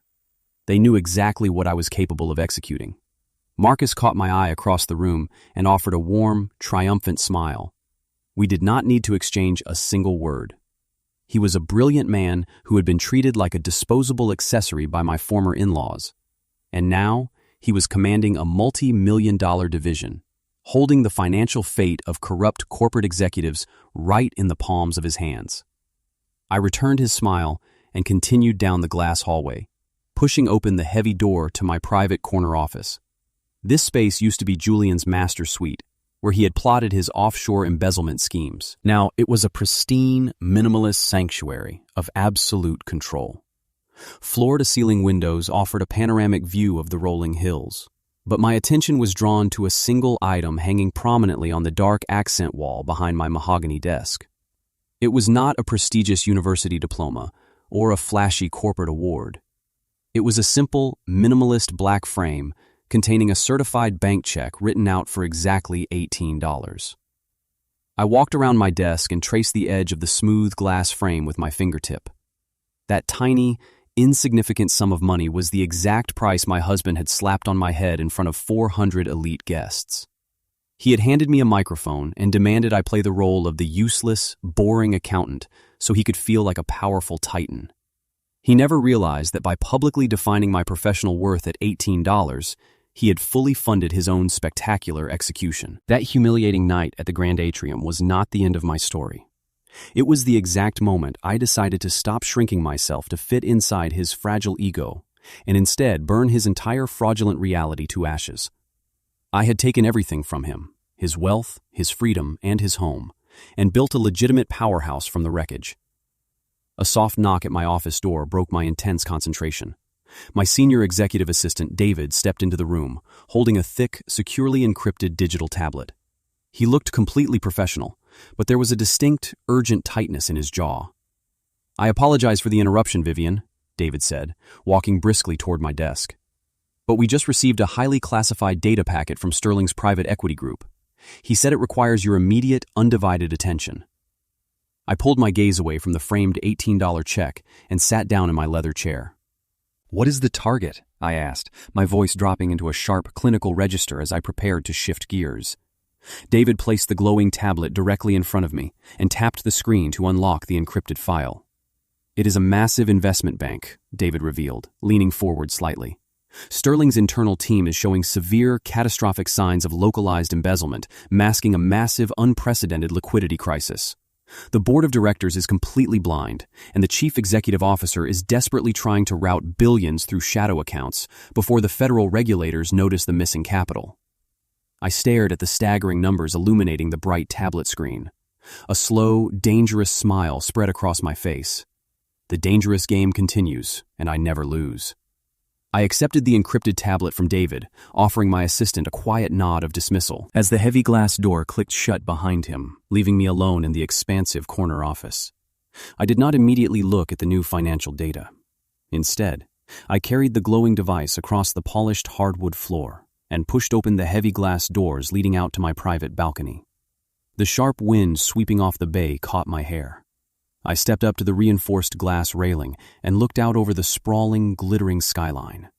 Down below, millions of people were rushing through their daily lives, completely unaware of the invisible financial wars being waged high above their heads. I took a deep breath, letting the freezing air fill my lungs. It was a stark reminder that I was actually here, standing at the absolute pinnacle of the corporate food chain. I closed my eyes for a brief moment, allowing myself to reflect on the unbelievable journey that brought me to this exact balcony. Just 7 months ago, I was sitting in a cramped, windowless office, running computer monitors while desperately trying to balance the failing ledgers of my husband's hollow startup. I had been the ultimate silent, submissive wife. I had actively muted my brilliance, swallowed my ambition, and continuously folded myself into smaller boxes, just so Julian could feel like a giant. I tolerated his passive-aggressive insults, his endless financial demands, and his suffocating narcissism because I genuinely believed that marriage required unwavering sacrifice. I gave him everything I had, only to end up standing under a blinding spotlight in a crowded ballroom, listening to the man I loved auction me off to a room full of venture capitalists for $18. That night was supposed to be the ultimate destruction of my dignity. Julian had designed that public humiliation to break my spirit completely, to ensure I would quietly disappear into the shadows while he stepped into his new life as a billionaire. But he had fundamentally misunderstood the woman he had married. He did not break me on that stage. He simply shattered the heavy, suffocating illusion I had been living under, setting me completely free to unleash the ruthless, highly capable architect of his corporate execution.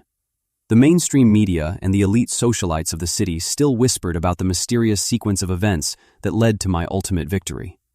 Many of them still quietly assumed that Sterling had swooped in to save me, that the billionaire investor had used his massive fortune to rescue a helpless accountant from a toxic marriage.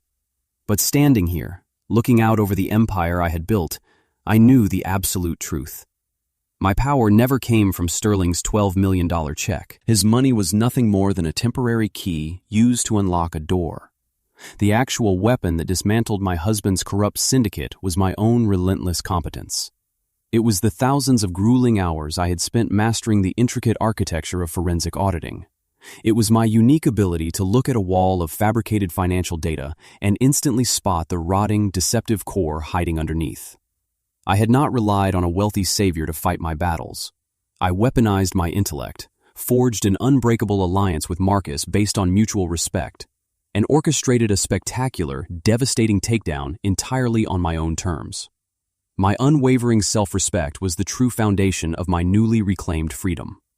I opened my eyes, the vibrant city lights reflecting in my gaze. I turned away from the sweeping, panoramic view and stepped back inside the quiet warmth of my executive office. As the sliding glass balcony doors sealed shut, the soft sound of the television mounted on the far wall caught my attention. A major financial news network was broadcasting its evening report. The breaking news ticker scrolling rapidly across the bottom of the screen caught my eye, and I paused in the center of the room to watch. A high-definition photograph of Julian flashed onto the screen. He was no longer wearing the custom-tailored suits he favored during his days as a tech visionary. He was dressed in a drab, oversized orange federal prison jumpsuit, his hands shackled at his waist. The news anchor spoke with a serious, clinical tone, detailing his official transfer from a temporary holding center to a high-security federal penitentiary located in the remote desert. The broadcast highlighted the absolute finality of his 12-year sentence, noting that the remaining assets of his fraudulent offshore shell companies had been entirely liquidated and redistributed to the defrauded investors. I watched the brief video clip of my former husband shuffling onto a heavily armored federal transport bus, his head bowed in total, inescapable defeat. I did not feel a sudden surge of vindictive joy, nor did I feel a lingering pang of sorrow. I felt nothing but a truly profound, beautifully quiet sense of closure. The highly toxic chapter of my life was permanently sealed. I walked over to the sleek coffee station near my mahogany desk and poured myself a fresh cup of coffee. The rich aroma filled the quiet office. I took a slow sip, letting the warmth settle into my chest. A genuine, deeply peaceful smile slowly spread across my face. I walked around to my large leather chair and sat down. I placed my coffee mug on a coaster and picked up the encrypted digital tablet my assistant had delivered. I tapped my complex security passcode into the screen, unlocking the highly classified file detailing the massive internal embezzlement at the investment bank. My eyes scanned the first row of staggering, manipulated financial data. The screen slowly fades to black on the image of a woman who truly knows exactly what she is worth.